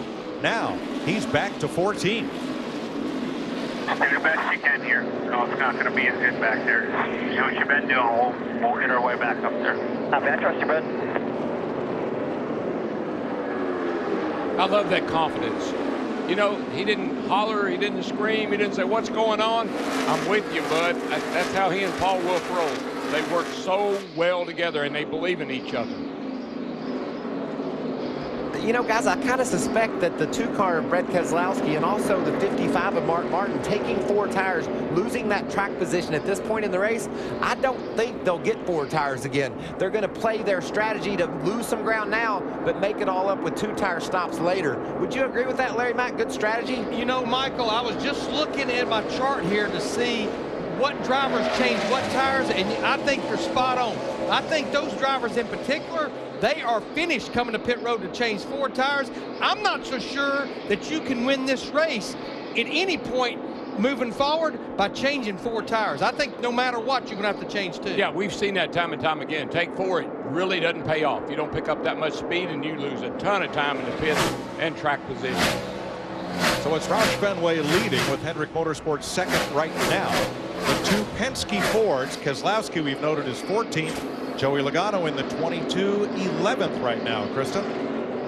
And Mike, really impressive run for Joey Logano. When I talked to him this morning, he was really unsure how good this car would be. He said they were still making changes this morning.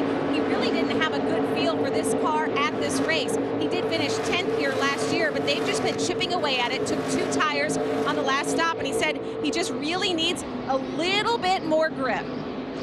And Krista, he should have been worried because that car was very, very bad in practice. It never did have much speed in it, so they have made some great changes to that car.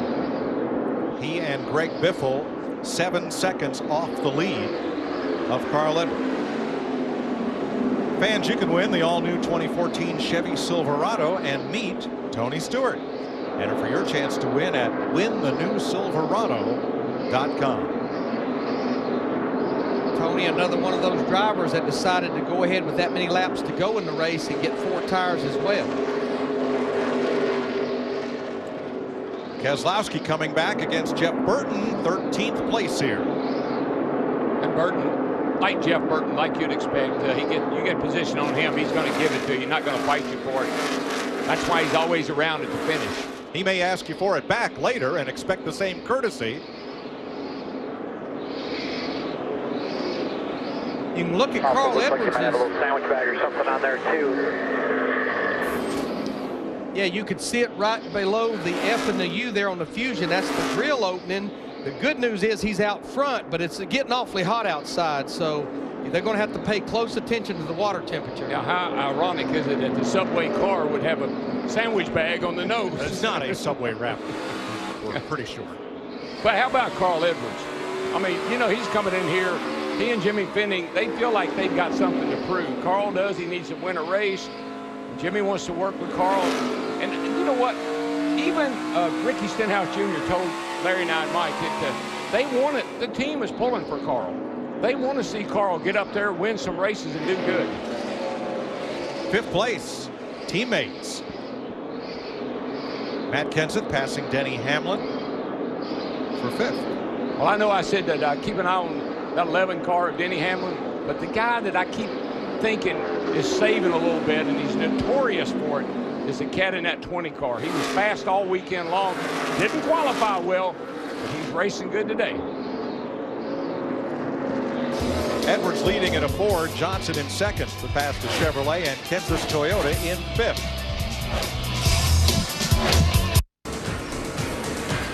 139 laps to go here in Phoenix, which has been a great place for drivers looking for a rebound victory. Carl Edwards in 2010 broke a 70-race winless streak. That's how long it's been since he won his last Sprint Cup race. And he's out in front of Jimmy Johnson now by 9/10 of a second. Wouldn't it be serendipitous if the Subway car could win the Subway Fresh Fit 500 to break that streak? And you notice the grill opening is clear. There's the sandwich wrapper. And he's going to use Joe Nemechek here, not as a pick, but get a little aerodynamic help from Joe's number 87. There goes the wrapper. And he really did not have to get that close to Joe Nemechek. It just changes the pressure on the nose of that car and just pulls that wrapper right off. And Larry, I think when we look at this new car, this is the second race of the year for this new car. These guys are learning a lot about this car that they don't know. So this is building that notebook that they have to have. Jimmy Johnson now 1.1 seconds back of Edwards Ford and another Hendrick Chevrolet in third. That's going to be Dale Earnhardt Jr. 2.6 seconds off the lead. Very nice run for Junior. Mid-pack for a long time early in the race, but I believe he's a car that the sun being out has really played to his favor. He and Jimmy Johnson both. So they ran really good when the sun was out earlier. Clear track between he and Kevin Harvick. Presently in fourth. And Kurt Busch worked on Casey Kane for a dozen laps. And Kurt finally pulls through and into seventh place. I would not be surprised to see Kurt Busch and his 78 team win a race here in 2013. He joined his team with about 4 or 5 races to go last year, had some good finishes, including a top 10 right here in the fall. Do not be surprised to see this group celebrating in victory lane. And the way he's running today with 125 laps to go, don't rule it out here. I think what's really helping them this year is they have such a strong alliance with RCR. They actually have their team manager or one of their team key guys in the RCR shop. Yeah, Mark McCardle. Mark McCardle, yeah. And what they want to prove, Darrell, is you don't have to be a big multi-car team to win, but you have to be aligned with a good team to win, and they are. Denny Hamlin started in the back after the engine change, and he's climbed 36 spots to 6th place. Kurt Busch has picked up 34. Dale Jr. 18, Joey Logano, and Carl Edwards, big movers. Denny Hamlin's crew chief, Darian Grubb, in the 3 races on this configuration, all 3 top 3 finishes, including 3rd with Tony Stewart, the first race here in November of 2011.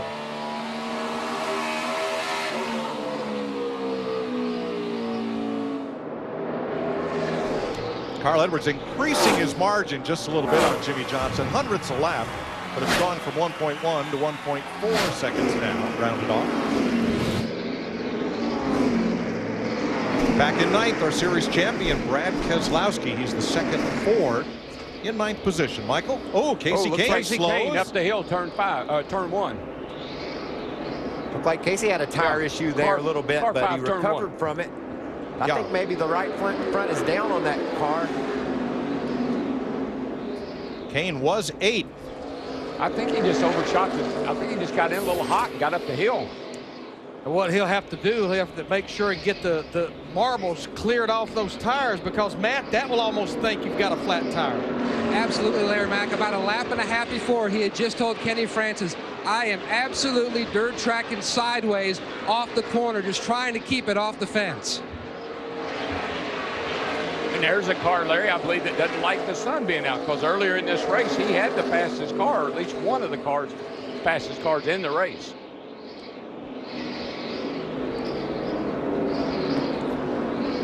This is the car I'm looking at, y'all. We talked about the pit strategy that team used in order to get themselves in a position to just take 2 tires on this next pit stop. Brad is being able to work his way through traffic, pass cars, and get up toward the front. Look for him late, Krista. Yeah, Michael, and something else, he loves this track, and by this track I mean the new track. Since this track was repaved, he has led laps in all 3 races. He had never led a single lap before that track repaved.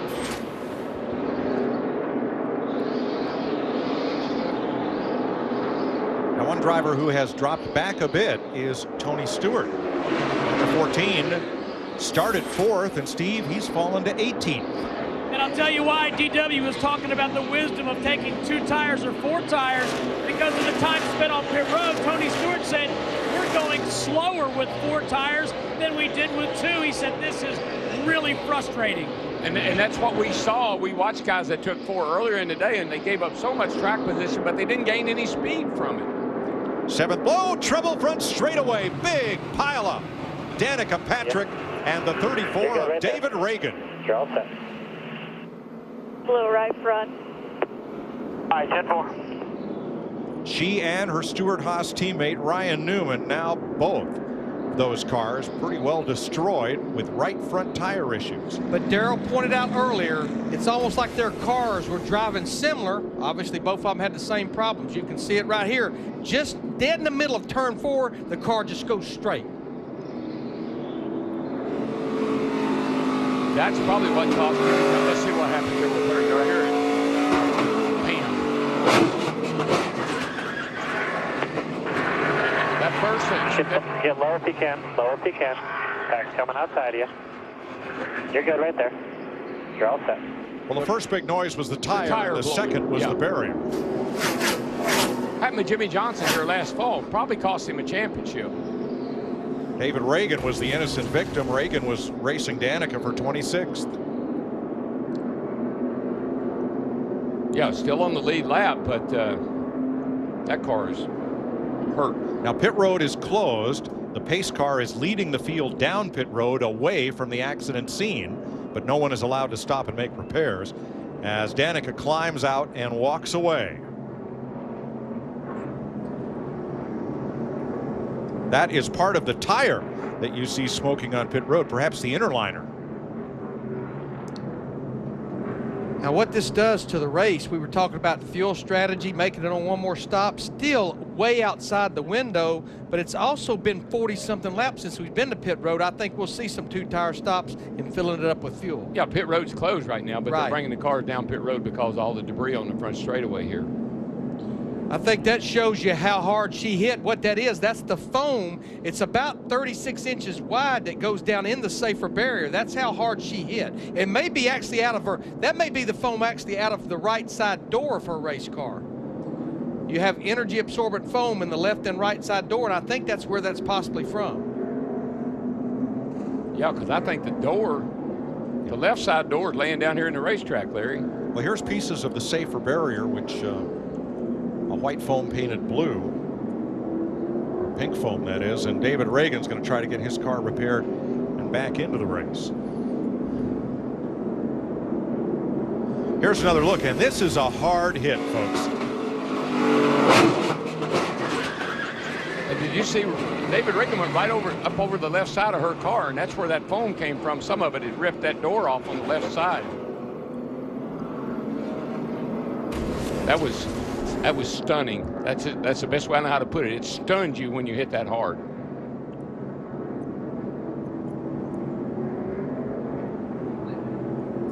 Pit's still closed, and Reagan going to come around again, trying not to lose too many laps and make more repairs. David Reagan, an unfortunate victim at Daytona as well. All 3 of the front row cars taken out in one crash at Daytona.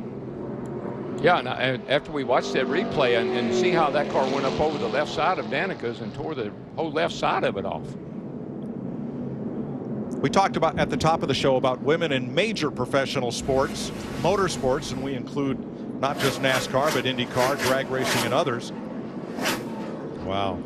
Where women compete with men on an equal footing, and we've gotten a lot of tweets mentioning equestrian events, horse racing, and the PBA, where women also compete heads up against men, but they don't have to compete and contend with the safer barrier and race cars piling in at 160 miles an hour, as just happened to Danica Patrick and David Reagan. Watch this. This is a really good view here. Watch that car of Reagan. I mean, it goes right up over it. I thought it was going to clear the car there for a moment, and then you can see the whole left side door and all is torn off of Danica's 10 car. And that's that foam, energy absorbing foam in the driver's door is where some of that blue foam came from. And I think David Reagan, he was full throttle wide open when he got into her there, trying to get by. A hard crash for Danica Patrick puts us under caution. Under caution at Phoenix, Danica Patrick checked and released at the infield care center after a hard hit when a tire went down. Steve Burns. Carl Edwards took right sides on the last stop, Mike. This stop, he'll take left sides only. Left sides only for Carl Edwards. Matt. Steve, Hendrick teammates Dale Jr. and Jimmy Johnson, second and third, both complaining about their cars being tight. Track is under shade. They think that should improve. They went left side tires in the last stop. Johnson and Jr. both away. Krista. Team asking Denny Hamlin, do you want your windshield cleaned? He said, need it. Do you want a drink? Need it. He also needs to roll the center better. They did the opposite of what they did on the last stop. That means 2 left sides for Denny Hamlin this time. Dale Earnhardt Jr. leads the race off pit road from Carl Edwards, Jimmy Johnson, Matt Kenseth, and Denny Hamlin. Work continues on Casey Kane's car. But right now, here's Chris Myers. And time for an AT&T race break, Mike, brought to you by the nation's largest 4G network. Rethink possible. 122 laps to go. Kyle Busch, who was trying to bounce back from a rough Daytona 500, running 15th at the time, spins out of turn 2. Clint Boyer in a pit stop. Had some trouble on communicating 2 or 4 tires with his crew.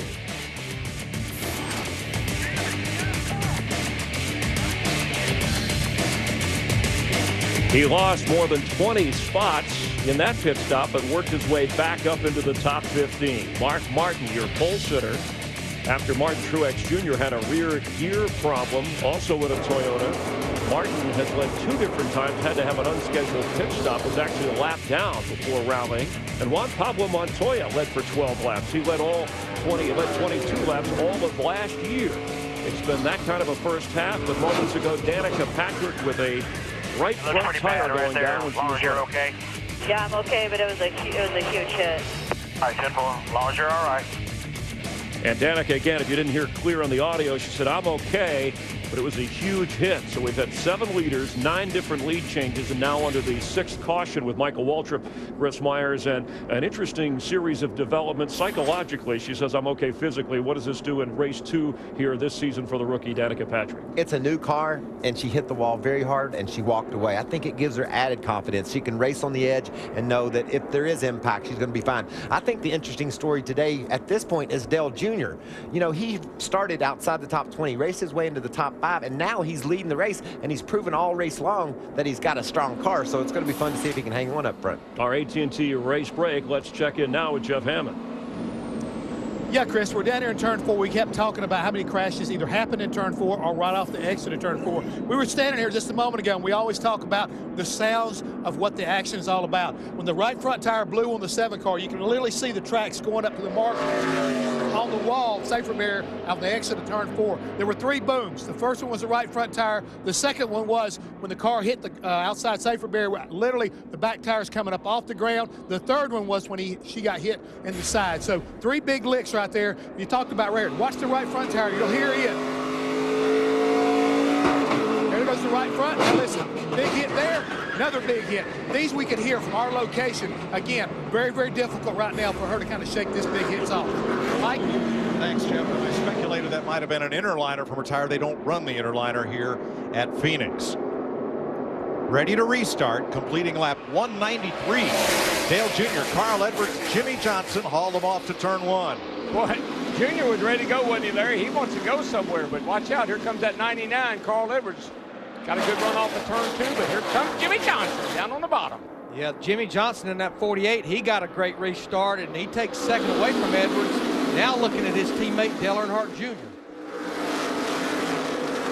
They've done a nice job, Larry, getting that 48 car back to the front. It was, they got off there at one point in the race early on, but they have really made some nice adjustments. Chad Knaus and that whole team.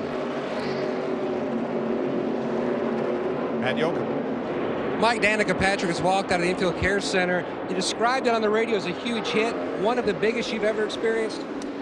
Oh, probably Daytona last year was a little bigger, but no, it was on the right and the left. So whenever those right fronts go, they always feel really hard because you don't broadside, you kind of hit it pretty more straight on. But I mean, I took a hard hit both sides, and, you know, I'm fine. So, you know, NASCAR's doing a good job with safety. But, yeah, no real good warning. You know, the car wasn't all that tight, and I was mostly chasing the rear. So, and there was no vibration that told me within the lap before it was going to happen. So, you know, for me, this is just, it just sucks to lose the points. You know, everybody works hard, and after last weekend, we really just wanted to get these 3 races, get some solid points, so that when they reestablish the garage area, we're parked in the dirt this weekend, so I really wanted my guys to get in the garage area. So we'll just have to come at them at Vegas. I really like Vegas, so it should suit me well. But you know, we were having a steady day, not great, but we were making progress. Carol, she was having a workmanlike day. She was in 26th on the lead lap, getting the job done. I think that's all you can ask out of her right now. I mean, I keep saying this is a new car. She's a rookie driver. She's going to go through a lot of learning experience. But right now, a guy that I just kind of wish at halfway there, I'd have said keep an eye on Matt Kenseth, because he has the car that's really shining right now. One last thing on Danica Patrick. She talked about loving Las Vegas. One of her few or only top 5 finishes in the Nationwide Series there 2 years ago. She truly likes that racetrack. And we'll be there next Sunday with NASCAR on Fox. And that garage thing is huge. I mean, just like she said, she's parking out here in the outside with no garage stall.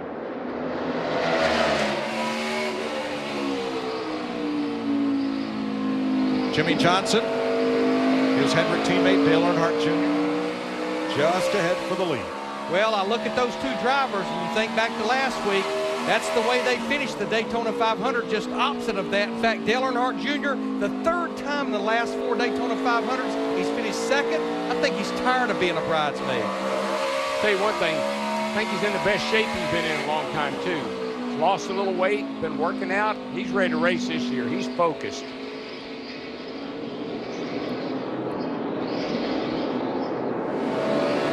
Gyro cam on Jimmy Johnson through the 9-degree bank dogleg. Back to the flat for just a little bit and then into turn 3. That 48 car is pretty stout right now. It's really getting off the corner with a good head of steam. Yeah, it almost like his performance starts in the middle of the corner. It's turning just a little better than Dale Earnhardt Jr.'s. Almost right there, and he's able to put that throttle down. I think it's even better in 3 and 4 than 1 and 2. Yeah, it is. It looked like he might have got a little aero push that time when he was up so close to Junior. But I said earlier, this track is so different one into the other. 1 and 2, totally different than 3 and 4. Well, I do know this. While they're going at it, there's an orange car that just keeps getting closer and closer to the picture. Matt Kenseth. Here's the battle for 5th with Denny Hamlin in the 11, Keselowski in the 2. Yeah, back to Matt Kenseth in that 20 car. He was so much faster than everybody in practice. We were surprised he didn't break the track record and settle on the pole, but he's got it hooked up right now, Steve. And DW, you're right. Matt Kenseth just said it's too tight in 1 and 2, but it's getting better as we run. His crew chief, Jason Ratcliffe, said, I think that's the shade down in 1 and 2 making the difference. They took left side tires on their last stop. You know, behind the front 4, everything is pairs racing. You have Keselowski and Hamlin for 5th, Boyer and Harvick for 7th, Gordon and Kurt Busch for 9th, Stewart and McMurray for 11th, and Mark Martin just got past the 31 of Jeff Burton for 13th, 2 by 2 by 2. Noah would like this race. Yes, he would. Talked about Joey Logano a little earlier in that 22 car. He's really had a dismal weekend, but it seems like he and Todd Gordon and that race team, they got it in pretty good shape. Maybe shared some notes from Brad Keselowski's 2 team. It's just so good to have a teammate that's running well. 108 laps to go in the desert. Dale Earnhardt Jr., leader of the pack.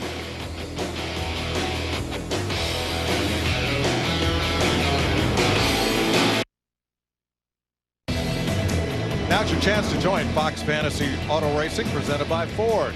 Pick your team of 5 drivers each week. Compete for prizes all season long. Sign up today at foxsports.com/fantasy. Carl Edwards running in 4th behind Dale Earnhardt Jr., Jimmy Johnson, and Matt Kenseth.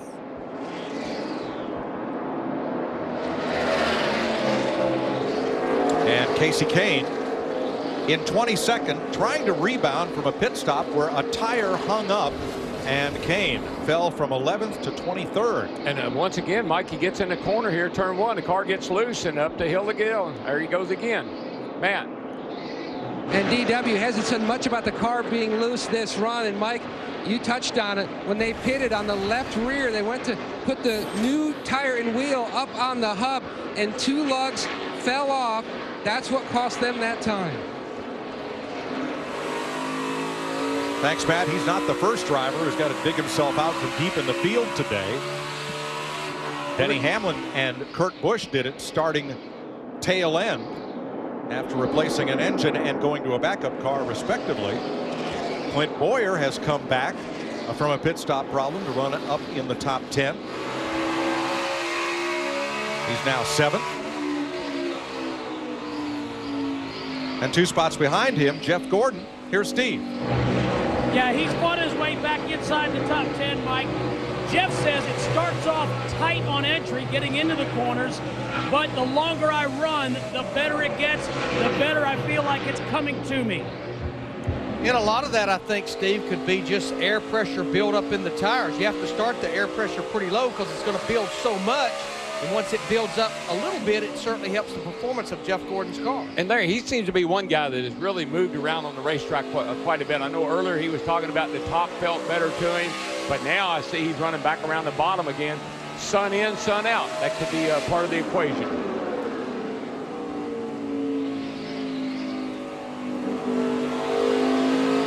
Down to 106 miles an hour in the corner, and during practice, we were seeing 160 plus at the end of the straightaway. And there's the steering position. That tells you how much he's having to turn that wheel.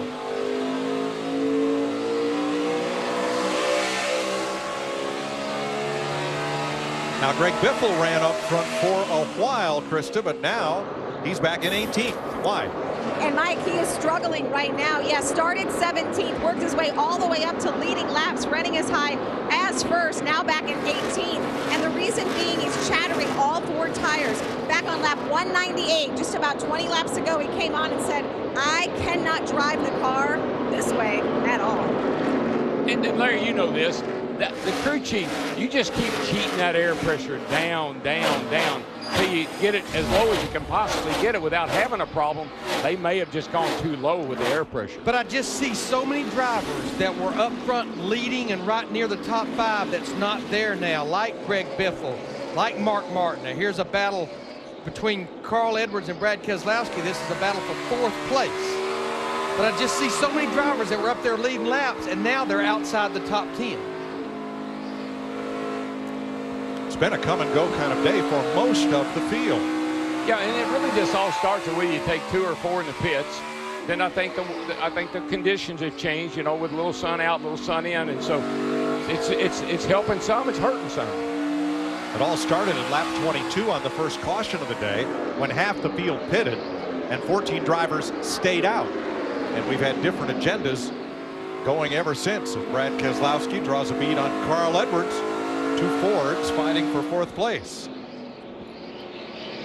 If I'm doing my numbers right, Brad Keselowski is the highest running driver right now. Michael Waltrip talked about this on the next to the last caution that elected to go with 4 tires. Now pretty much the majority of all drivers went with just 2 tires on the last caution. So it's almost like he's starting to maybe pay dividends for that move back on lap 142. Jack Roush, former Roush Fenway Racing, longtime drag racer, then moved to IMSA, then came to NASCAR with Mark Martin. Now has quite a stable, he and Doug Yates. Roush Yates engines provide the power to all the Fords in this field.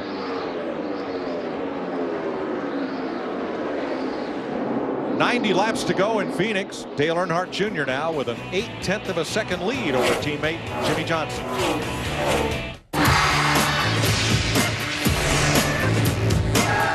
Stay tuned for more NASCAR on Fox.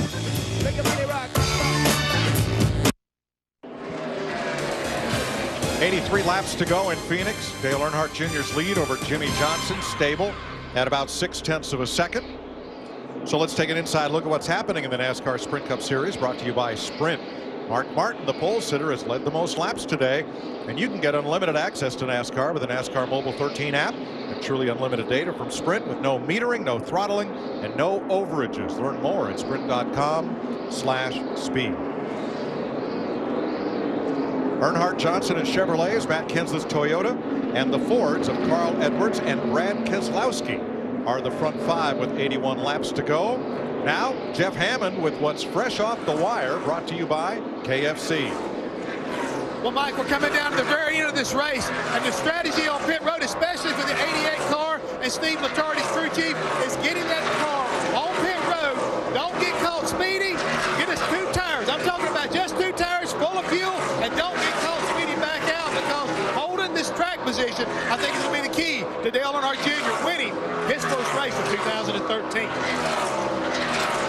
What's fresh off the wire. We've seen so many mistakes on pit road today under caution. If this comes down to a green flag stop, they're going to have to pit a lap about lap 270. Jeff talked about getting it full of fuel. You're only going to need a little more than 1 can, so a lot is going to be on the shoulders of those 2 tire changers, because that's what won Dale Earnhardt Jr. the battle off pit road the last time. They beat Carl Edwards' crew on changing 2 tires. Based on what, if I've been watching my tire wear all day long and I don't have a right side issue, I'm gonna throw me a couple lefts on that baby and a can of gas. I'm gonna be gone. Now look at Jimmy Johnson right here, the blue car. He has drifted back from Dale Earnhardt Jr. He's lost about half a second to the leader, and that red car closing fast. That's Matt Kenseth. And that's the car I kind of keep watching, Mike, because he looks much better than anybody else on the racetrack right now. He's got a great line. He gets up off the corner with a lot of speed. Matt Kenseth, what a great, what a champion he is, and he's got this thing figured out, I believe. How about those 2 Hendrick Chevys in front of him, Matt? And Dale Earnhardt Jr. on the previous stop, Mike. Again, they were 2 tires, but Steve Letarte made a small air pressure change in the front, just trying to give Dale Jr. more grip. Jr. just told Steve Letarte the balance of the car is okay. Meanwhile, his teammate Jimmy Johnson losing some ground to Dale Jr. He says his car has gotten tighter and tighter on this run. Well, that pretty much backs up why he's been backing up and starting to lose ground to Dale Earnhardt Jr. David Stremme there in front of Dale Jr. trying to hold on to the lead lap.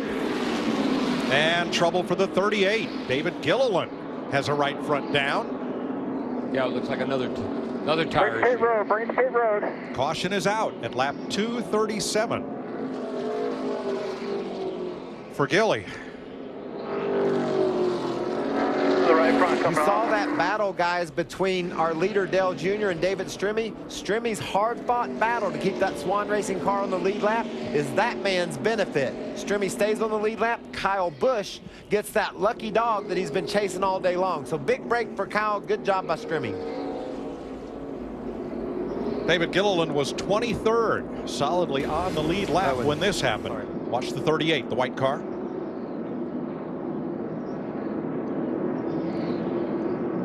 You see the black smoke come from the tire. It looks a lot like what happened to Danica there a little earlier. That thing blows, and man, you got no hope. You just hang on and thank God for safer barriers. The minute you saw that puff of smoke, that's when that tire blew out. Nice job of Marcus Ambrose in the number 9, avoiding being a big part of that. And Michael mentioned Kyle Busch. He has fought hard. I mean, he's been trying to at least get back on the lead lap, and I don't know, did he make it then? He did. For 200 laps, he's been fighting to get back there. Pit road is open, Steve. Matt Kenseth wants a tear off on his windshield. They're going to do right sides only on the 20. He said his car is pretty good, just a little bit loose in. On the other side, the 99 is just a little bit loose off. Right side tires for the 99, Matt. And the 88 of Dale Earnhardt Jr., he told Steve Letarte that my car started to get freer and freer as they went. They waited to top the car off of fuel, left side tires on the 88. Krista. Brad Keselowski also in. He asked his crew chief, can we make it from here? Paul Wolf said, copy. Brad said, I'm in with whatever your plan should be. Once again, it's Carl Edwards that's the big gainer coming off pit road. Remember, they lost the battle the last time. They made up for it, and right there could be critical because you see right up there, 74 laps to go. I think pretty much you may be done coming to pit road. It's all about hard racing from here on out.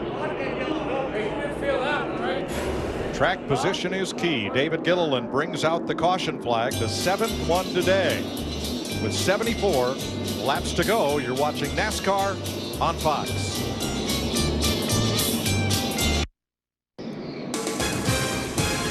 Getting ready for the restart, which will come with 70 laps to go. Dale Earnhardt Jr. was racing Carl Edwards down pit road.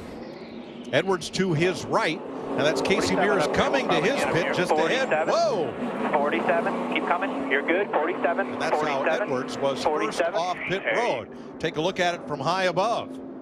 And Casey Mears is doing nothing wrong. They tell you stay out until you get to your pit box and then turn in. But Carl and Dale Jr. side by side.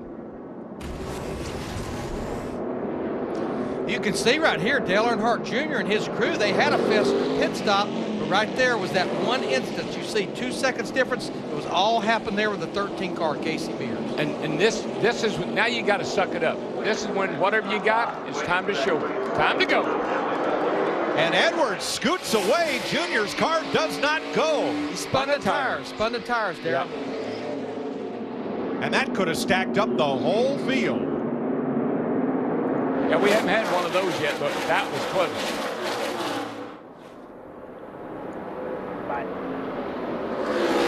Look at them 2 by 2. Desperate fight for position here. Best chance to gain a spot on the restart.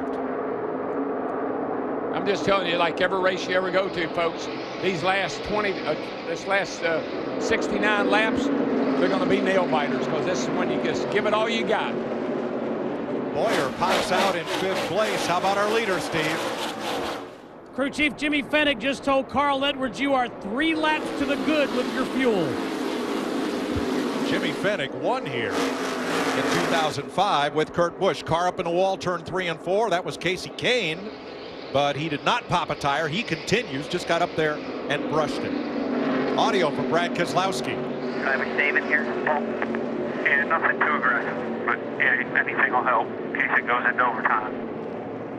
Yeah, pitting with 74 laps to go, that should put every driver in the window, but Paul Wolfe told him, basically, we have to figure maybe a green-white checker, but look at this battle here for 7th with Kevin Harvick, Matt Kenseth, and Tony Stewart in that 14. Hey, one thing I noticed about the 20 car, he's good on the long run, but he gets it kind of eaten up on these short hauls here. Kenseth falls right there to 9th, or sits in 9th. Behind him side by side, Jeff Gordon trying to fend off Joey Logano. And behind them, Montoya and Martin.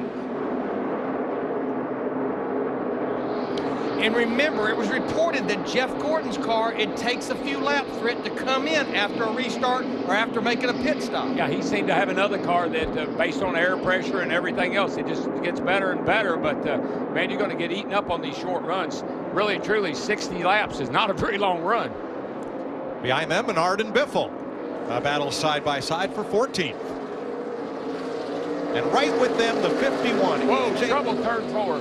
Kyle 18. Busch. Up and into the wall, but he continues. I'm not so sure he didn't get into it with his brother.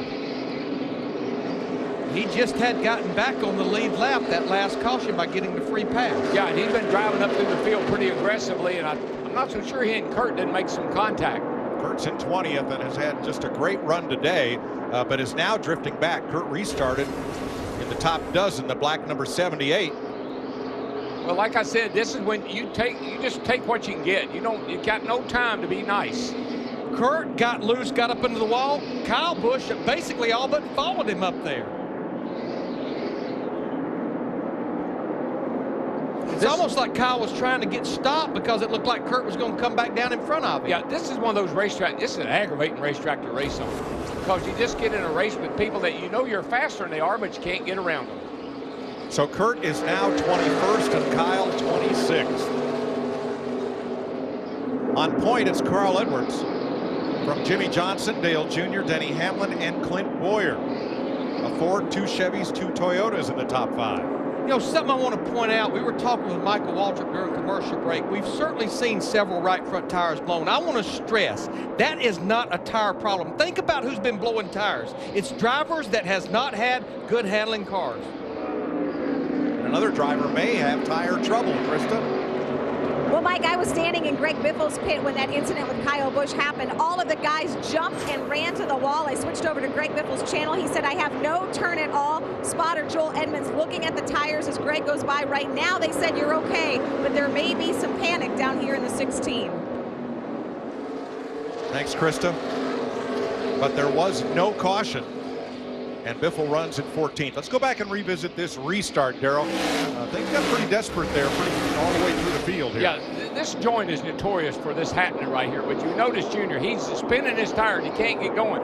That was something that could have caused a huge wreck at the front of the field.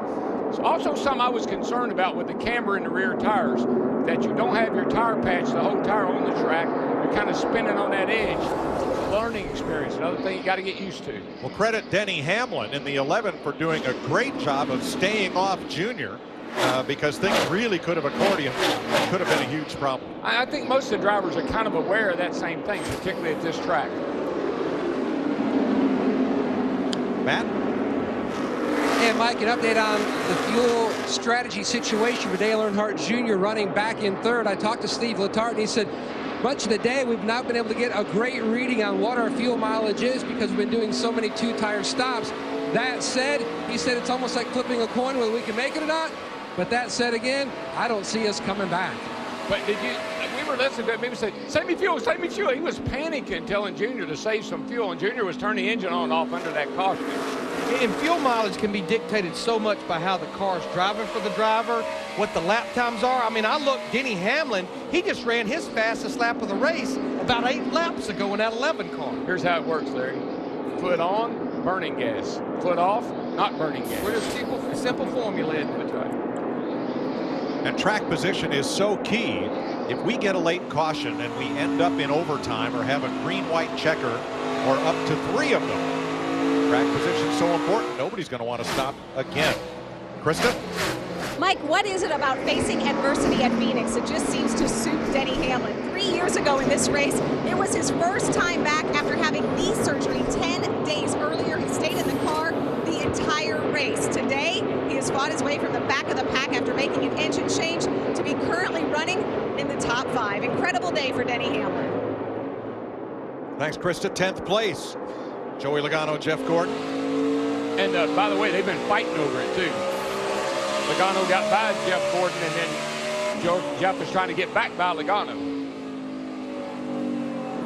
But to the point we were making, we're about 12 to 14 laps into this run. It's like Jeff Gordon's car's come to life. Jeff Gordon needs this thing to stay green. He doesn't need a caution for a short run. Yeah, well, that's the problem, Larry. When you got a car that's good over the long haul, and you lose so much time to the leader that by the time you get there, it's too late.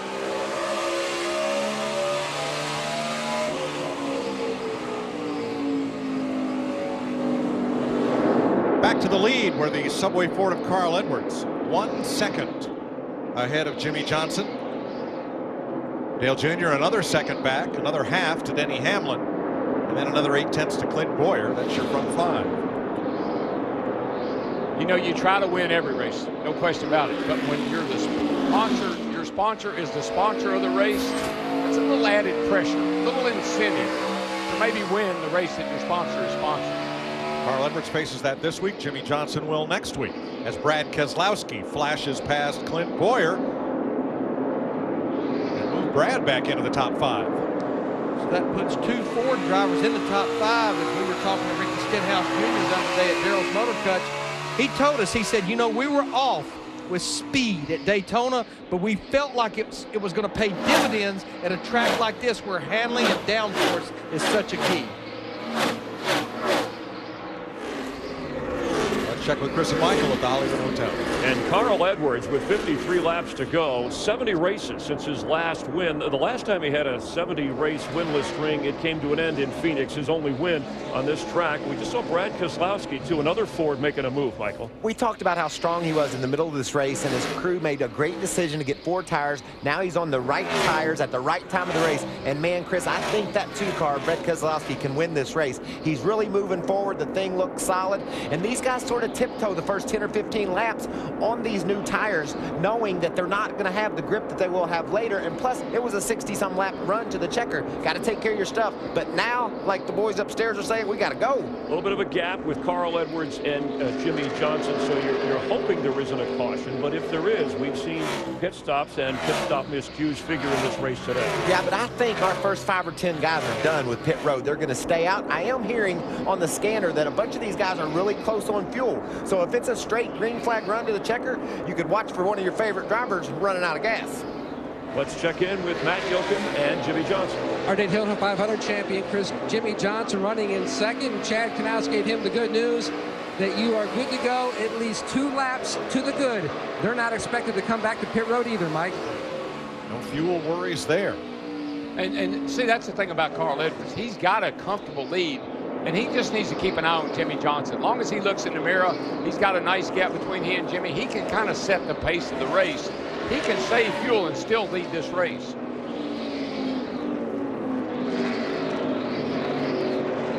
Fourth and fifth place there. Now Matt Kenseth in the 20 just went past Kevin Harvick. So Kenseth, as we documented, good on long runs, and that's what this is starting to be. Kenseth moving back toward the front, currently 7th. That driver right behind Kevin Harvick in that 14 car, Tony Stewart, remember they went with Ford tires a couple of stops ago, and he was about to fall outside the top 20. Said the car was terrible on 4 fresh tires, and now he's moving back toward the front. He's cracked the top 10 at 9th. But that's the way race strategy works. You're at the front, then you do something to the car, and you fall to the back, and then but you try to be where these guys are now. Your strategy is to get yourself in this position at the end of the day. Stewart makes the pass, 8th place. The battling duo are still at it. They are. 22-year-old Joey Logano against veteran 4-time champ Jeff Gordon, and they continue to battle each other hard. Yeah, that's a heck of a battle for 10th place, and neither one of them wants to give it up. And they both had it. 47 laps to go. Have we seen the last yellow flag or the last pit stop of the day?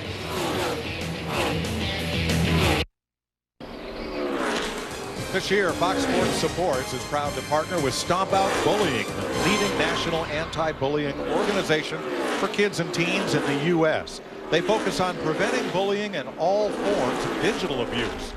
They educate against racism and hatred, deter violence in schools and online, and help at-risk students. To learn how you can help, please visit stompoutbullying.org. 42 laps to go with Carl Edwards and Jimmy Johnson staying about the same distance, 1.1 seconds apart. I think that's just Carl keeping an eye on Jimmy and keeping that gap, minding the gap. Dale Earnhardt Jr. third, 2.6 back. Brad Keselowski, Denny Hamlin. Lap car of Dave Blaney separate the 2 leaders.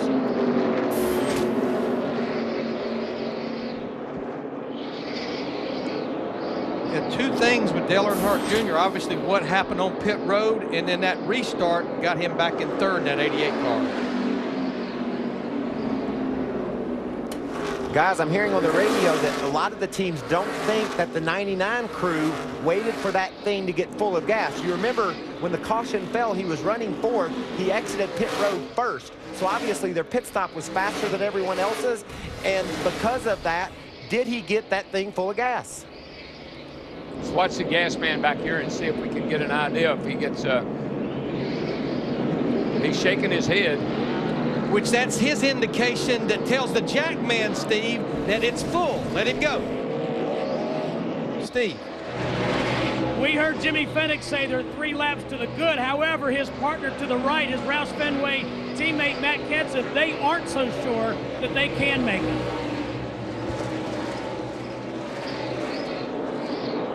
Keselowski and Earnhardt. And the series champion, Brad Keselowski, who in the offseason switched from Dodge to Ford, has now moved into 3rd. I'm doing a good job here. We're clearly the best car. Just get what you can, but be smart. I'm doing a good job here. We're clearly the best car. Just get what you can, but be smart. There's the gap for 2nd, 3rd.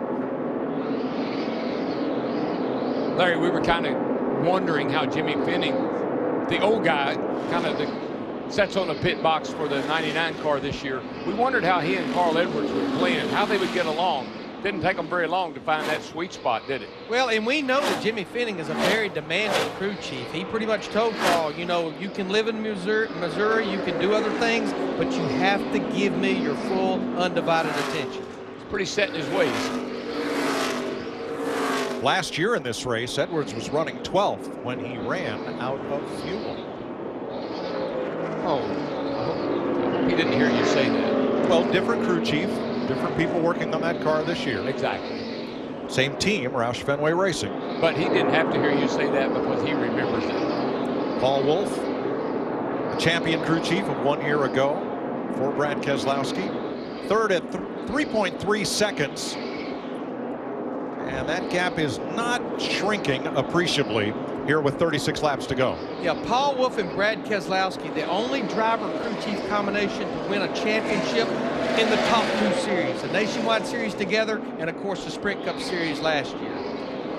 And Chad Knaus, who celebrated his first Daytona 500 victory 1 week ago. And he actually slid a ring on Miss Lisa's finger. He is engaged, soon to be married. Congratulations.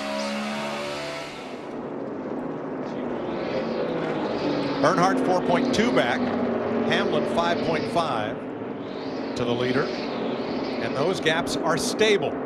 There are still 28 drivers on the lead lap that can figure into this should we have a caution flag and the chance at another trip to pit road. 34 laps to go. Can Carl Edwards hold that lead? Don't move. We're going to go side by side.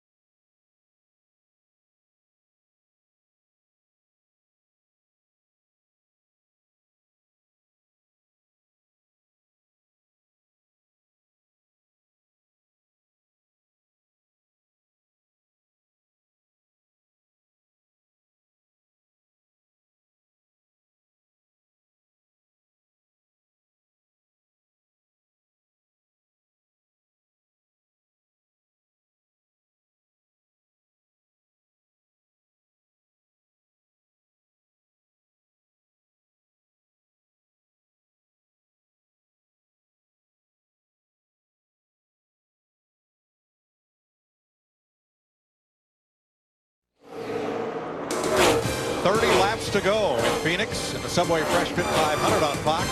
Carl Edwards leading Jimmy Johnson by 0.4 of a second. How much does Carl want to win this race? Picture this. Every other driver in the top 10 has been to victory lane since Carl Edwards' last win. I'm watching him. I think he's slowed down a little bit. I think he's backing up the pace a little bit. And he's allowing Jimmy Johnson to get a little bit closer, and I'm not sure that's just not part of that fuel strategy. Well, you know who else? All right, let's listen in on Jimmy Johnson's crew chief, Chad Knaus. Keep on digging, Hellboy. That 99 might have to start saving here. If they do, that might be a good opportunity for us to take advantage of it. And that's what I'm seeing. Carl quit charging the corner. He'd been charging turn 3 pretty hard. I'd watch that gap, but now he's backing off and coasting. I know another gap that's closing. We've been talking about Brad Keselowski in that too. He's been beating Jimmy Johnson and Carl Edwards about 1/10 to 2/10 per lap. He's brought that gap down from 2.4 to 1.5 seconds. First to third right now.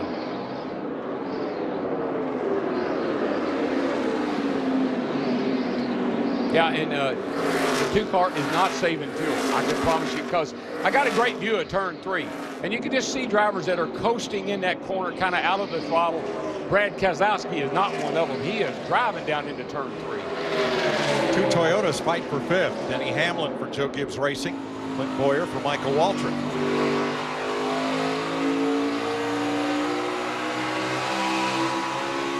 I think Keselowski really, I think he smells something. I think he sees those 2 in front of him slowing down, possibly saving fuel. He's not worried about that, and he is coming in a hurry, guys. I talked to him this morning, Darrell. I won't say he's strutting around the racetrack, but boy, has he got the confidence of a champion. He is ready to roll. He is ready to win. His idea of defending the championship has nothing to do with defense. No, and you know what? Last week, Jimmy Johnson won Chevrolet. They won the first race in the Gen 6 car. I'm pretty sure Brad would like to give Ford their first win in a Gen 6 car.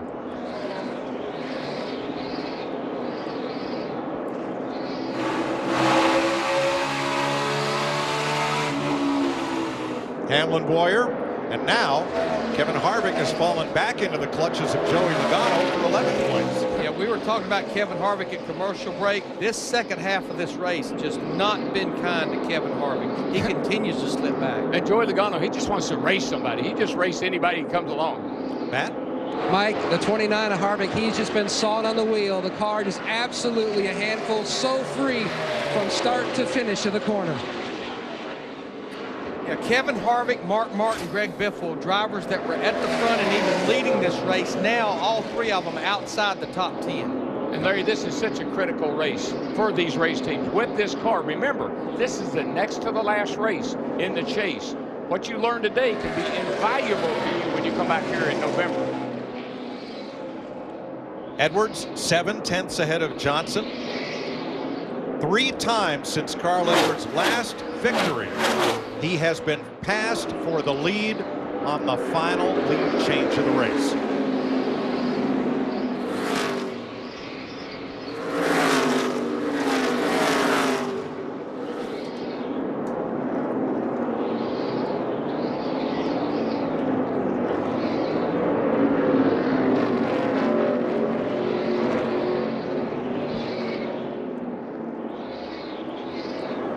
Next time around, 20 to go as Edwards, Johnson, the gap remains stable. Keselowski from 3rd, closing in.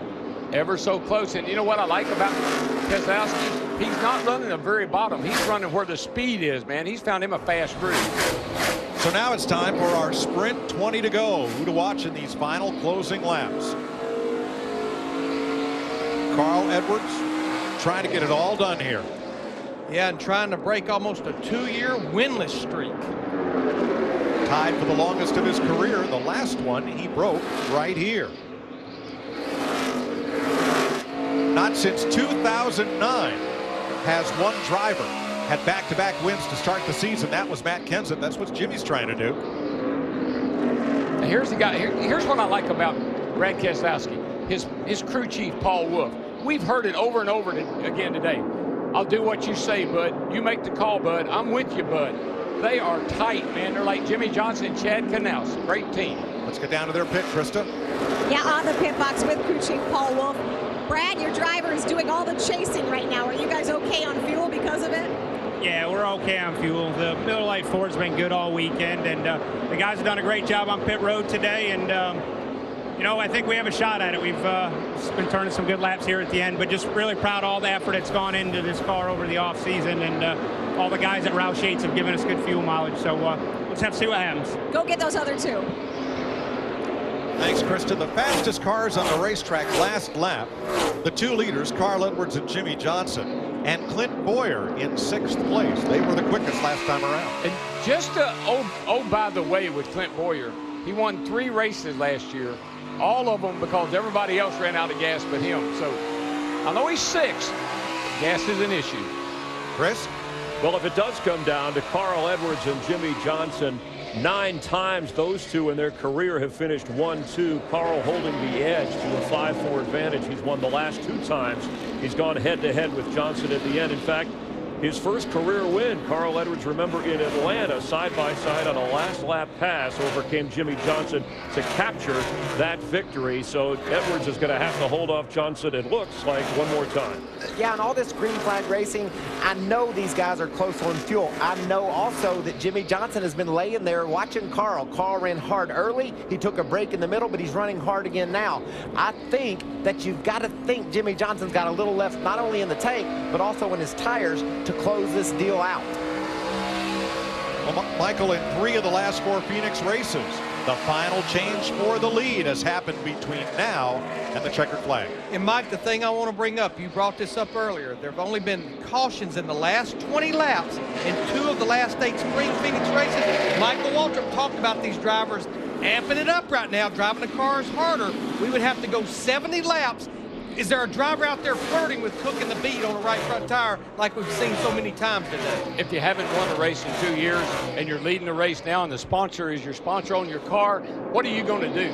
Anything it takes. You're going to run that thing out of gas if you have to. It's all about winning right now. Keselowski third, less than a second off the lead. And here's Dale Earnhardt, Matt. He's fallen to 5.7 seconds back. Mike, Steve Letarte is still looking at the numbers. He just told Dale Jr. that I will give you distances between yourself and Denny Hamlin right behind you. When he starts to get too close, I'll tell you, but if you can, back up your corners just a little bit to try to save a little bit of fuel if possible. He has definitely slowed down that 88 car because right now he's about 4 to 5 tenths slower than the drivers in front of him. It's just so fun to watch Brad right now. Brad is sliding his car all over the place. He is driving the wheels off that thing, trying to get up there to Jimmy Johnson and maybe to Carl Edwards.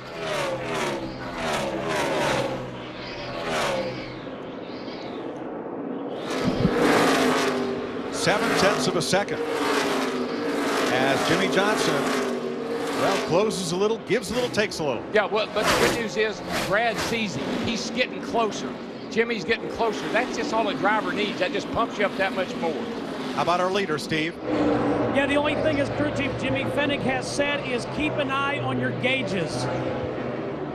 You know what? I'm like Darrell on that one. I'm going to stand behind the driver. Forget those gauges now. Hey, don't tell me about that now, bro. I'm done with those.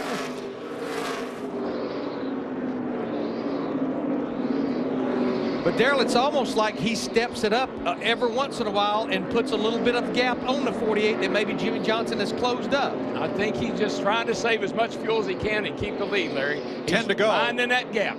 And Jimmy Johnson has a problem, and it's not chasing the leader. It's in his mirror. It's Brad Keselowski, and Keselowski's within 2 car lengths. But that could be great news for Carl Edwards in that 99. Jimmy Johnson and Brad Keselowski get to fighting it out. Carl Edwards is going to love that. What Brad Keselowski is thinking, I need to get by this 48 in case that 99 does run out of gas.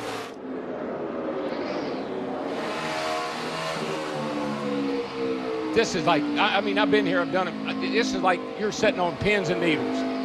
If you're Brad Keselowski, you're trying to catch the guy in front of you. If you're Carl Edwards, you're looking in the mirror, trying to keep that gap the same and not burn all your fuel up. Save a little fuel. And now on the interval, you can see that Carl Edwards pulls away as Jimmy Johnson has to defend second place.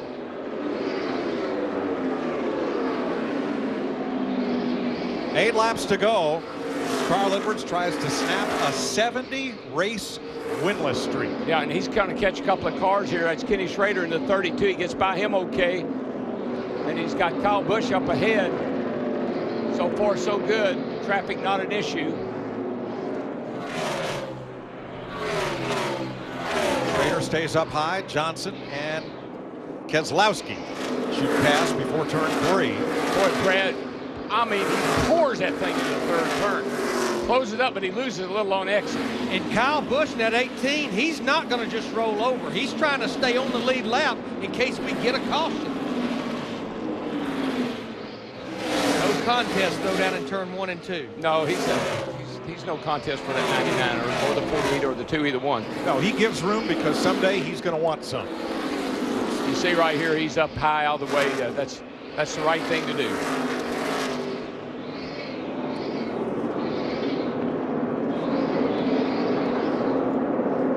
Joey Logano is slowed on the back straightaway. He'll make it around to pit road, but Logano is off pace. He was running just outside the top 10.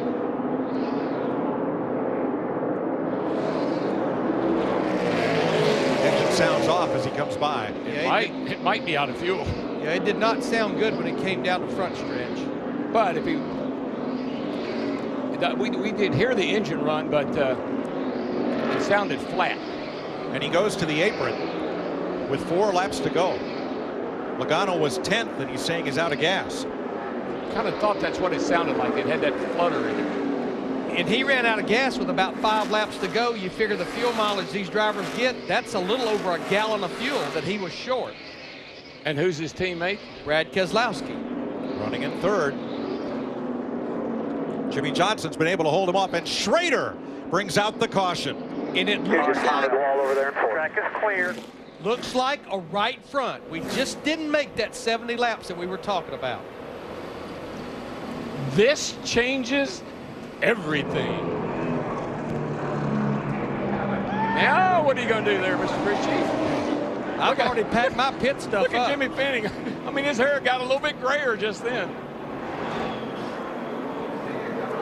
Carl Edwards had victory in sight. Just 3 laps to go. Now we're under caution. We're going to go to at least 1 green-white checker, maybe 2, maybe 3. How many cars in the lead lap? 22, plus a free pass car. Do you dare stop? If you're in the top 10 or 12, you don't even think about coming to pit road. This Not is even like thinking about any it. overtime game. Do you run out of gas in overtime? And you see they're cutting their engines off. Of course, when the engine's not running, there's no fuel being used. So they're just coasting here, trying to maintain caution car speed, but coasting to save fuels.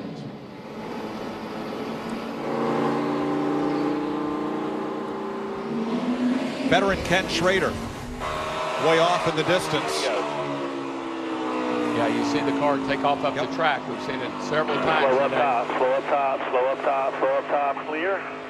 Yellow's out, save fuel, yellow's out. I mean, you hear these guys all the time say, yeah, we're good if we don't have any green-white checkers, but once you get into overtime, whoa, who knows? The pits are open. The leaders stay out.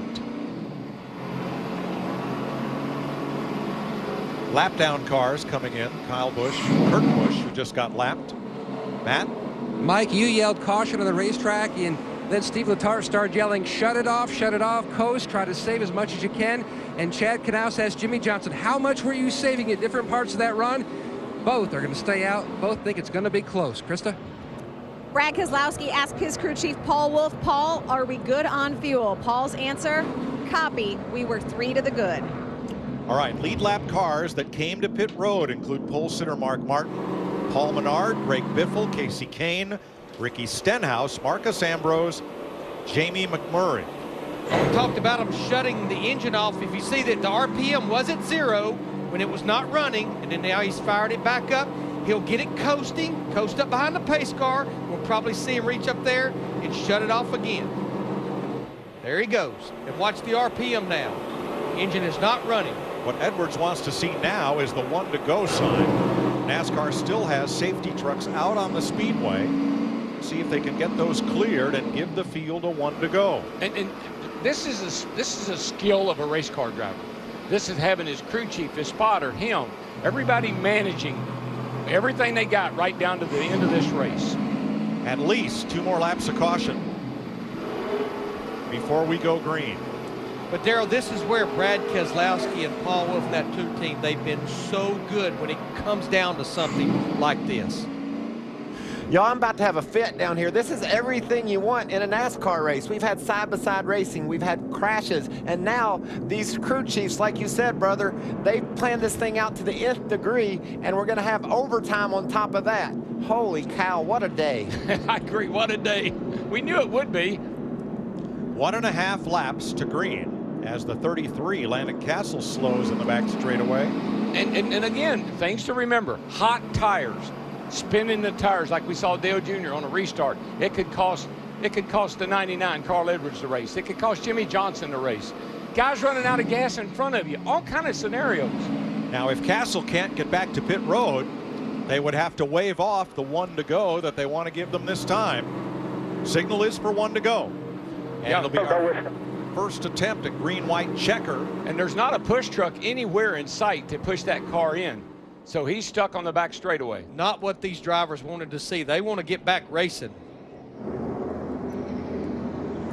First attempt at green-white checker finish.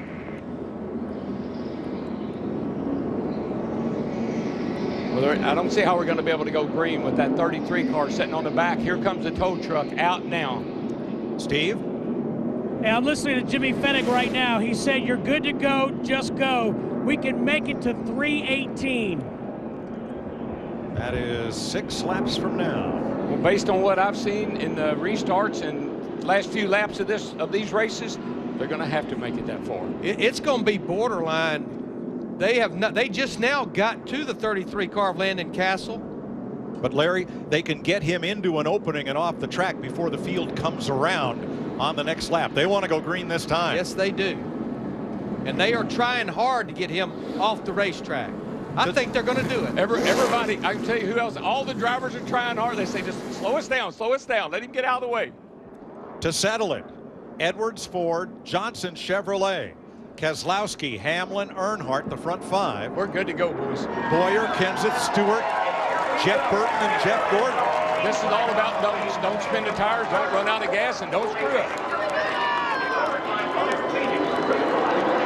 Kenseth gets a jump. Keselowski shoving him the length of the front straightaway. He actually did shove him. If the leader makes it back around and takes the white flag, the next flag after that ends the race. Boy, Jimmy Johnson and he were just so close off that second turn. Keselowski should have the advantage. But this is where Brad Keselowski's been so strong, getting down in the corner and getting it turned.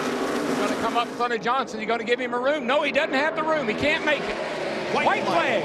Last lap. Carl Edwards, if he doesn't run out of fuel, look at Keselowski. He and Jimmy Johnson are hanging into each other. Here comes Denny Hamlin. He'll go on the apron. He's on the apron. This could get big when they get to 3. Hamlin could be, is second going into turn 3. Can he hold it down? No, yes, he can. He got it. Winless streak over. Off turn 4. Carl Edwards wins the Subway Freshman 500. Johnson and Hamlin in a fender-banging finish for second. It's Johnson for second place. By an inch. Nice driving. Sorry about that pit stop. Great job, guys. What an incredible, I mean, Carl had it made. He was sitting up there leading the race, but back behind him, all heck was breaking loose. Well, you kidded with Carl Edwards at pre-race and called him 5-time for his 5 crashes Unbelievable. Thank at you. Daytona. Thank you, guys. Awesome. He is big time today. Yes, sir. Look at this. I mean, how excited can that be? They made a bunch of adjustments with this team.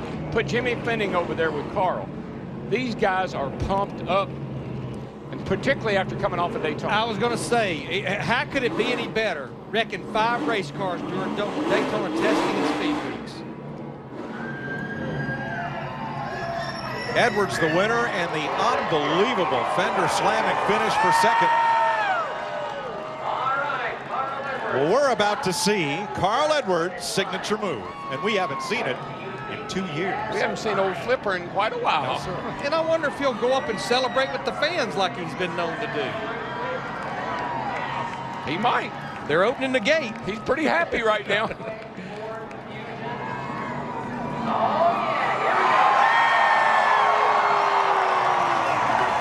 look out now, buddy.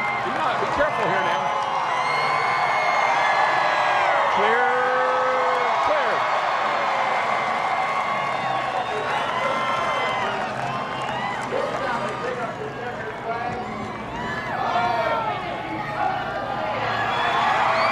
Carl Edwards has captured the flag and goes up to celebrate with some fans. Yeah, and he's captured the heart of those fans, too, by going up there. What a great tribute. They put a ladder there for him to get up. He just jumped up the wall. The boy's in pretty good shape. I don't know if you've ever noticed or not.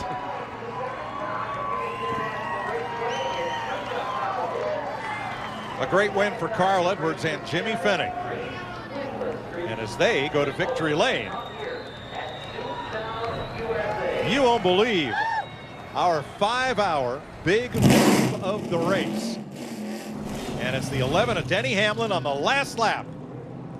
The 2 and the 48 were banging on each other up in the middle of the corner, and that opened the door for the 11 of Denny Hamlin. And watch him take that shortcut, slide right up in front of the 2 car, and then this gets really good right here. Watch this.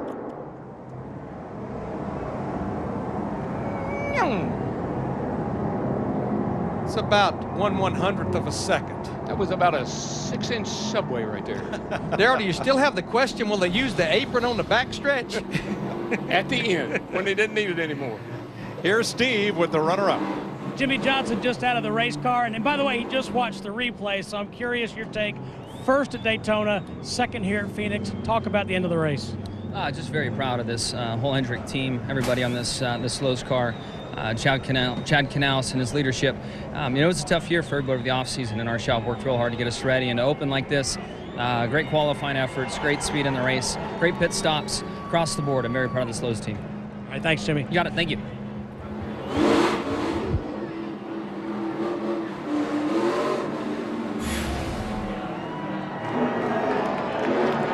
The backflip is back by 1.02 seconds. Carl Edwards is a winner in Phoenix.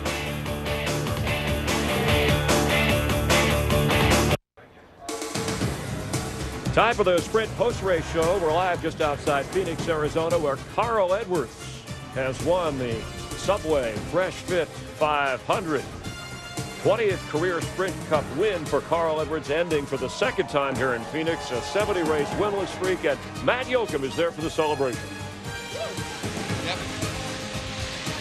Nearly 2 years after the last backflip, I can't believe what you had to go through. Fuel mileage, a green-white checkered finish, and then gas man Sean Ward packing that full. Can you describe those final segment of the race?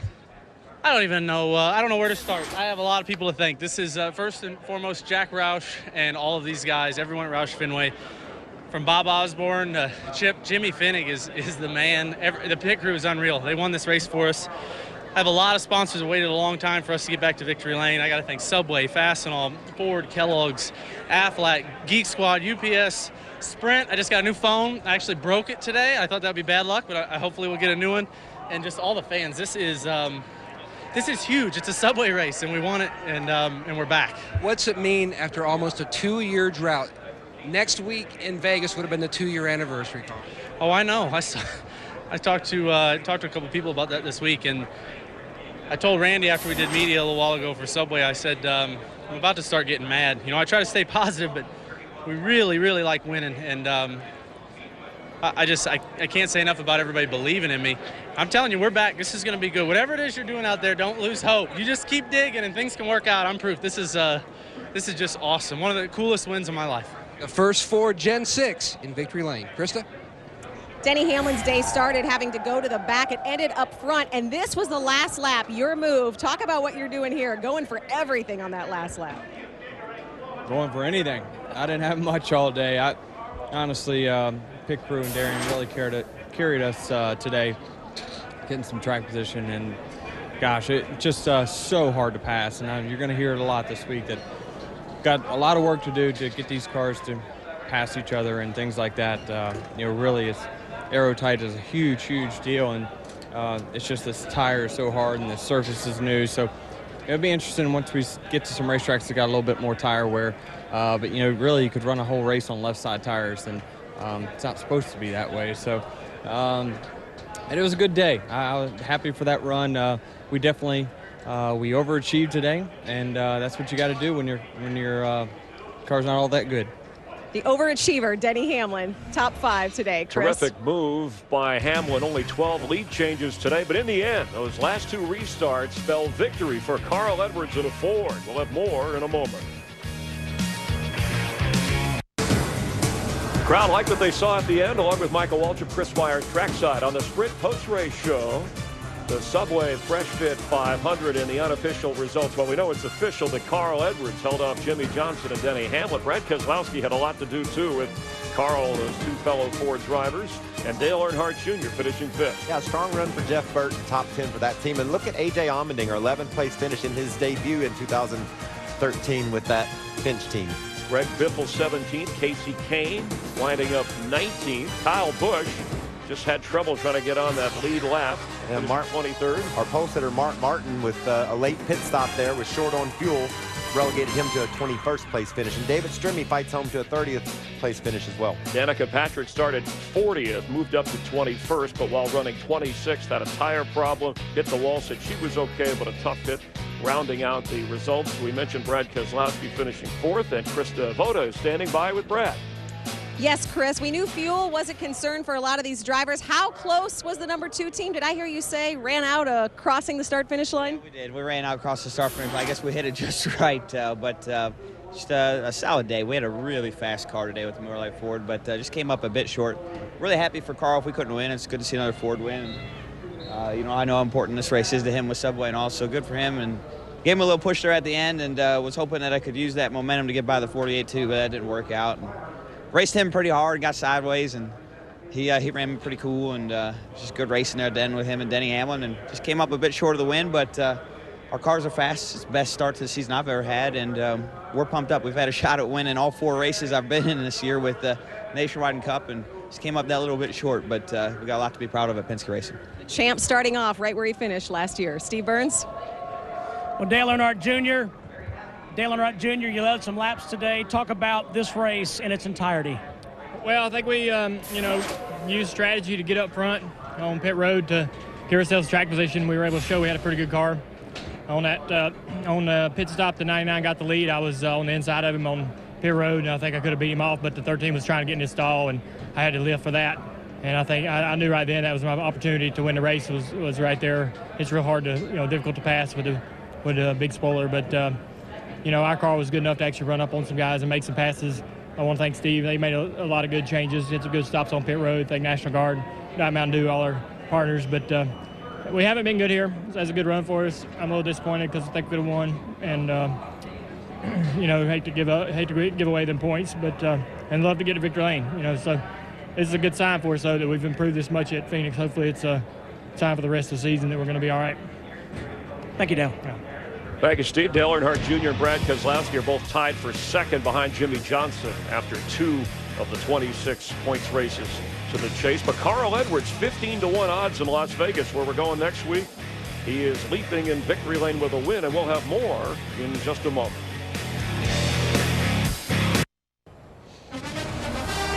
The Sprint post-race show continues. Carl Edwards finishing ahead of Jimmy Johnson and Denny Hamlin. And what a battle as Carl Edwards ends that string. He was having to fight off Jimmy Johnson as Denny Hamlin made a move. Denny was trying to squeeze the door closed on Jimmy Johnson, and 05 time wasn't having any part of that. Yeah, and the yellow line's not out of bounds. It's only in Daytona and Talladega. Certainly he used that. Now, after 2, it's 26 before we go to the chase for the end, Michael Waltrip. But who's really in trouble here? Well, we got some big stars that are outside the top 30 in points. Casey Kane, chase guy last year. He's 31st. Kyle Busch, 33rd in the points. Tech Harvick's, he's 30th. Tony Stewart's 23rd. We got some big names that better get going in Vegas. And Jimmy Fennig, the crew chief of Carl Edwards, teamed together for the first time. You heard Carl Edwards talk about him. Fennig has won a championship with Kurt Busch. He's won a couple of Daytona 500s, and he helped Carl Edwards end that 70-race string. In fact, he was called 5-time for the crashes in the speed weeks, his worst weeks ever. And now he's back with a win as Jack Roush and the Subway crew celebrate. Tonight on Fox, The Simpsons, it's the old animation domination, Family Guy, and then Bob's Burgers. And Carl Edwards, in fact, his last win prior to this one was in Las Vegas. We'll be there for the Cobalt Tools 400. Note the start time, 2:30 Eastern, 11:30 Pacific. Tony Stewart had to hold off Jimmy Johnson to win in this race last year. And Victory Lane over on Speed has more coverage from this race. Well, Mark Martin led 75 laps from the pole, but Carl Edwards led the most laps and captures the win after 2 races, and we head to Las Vegas next Sunday.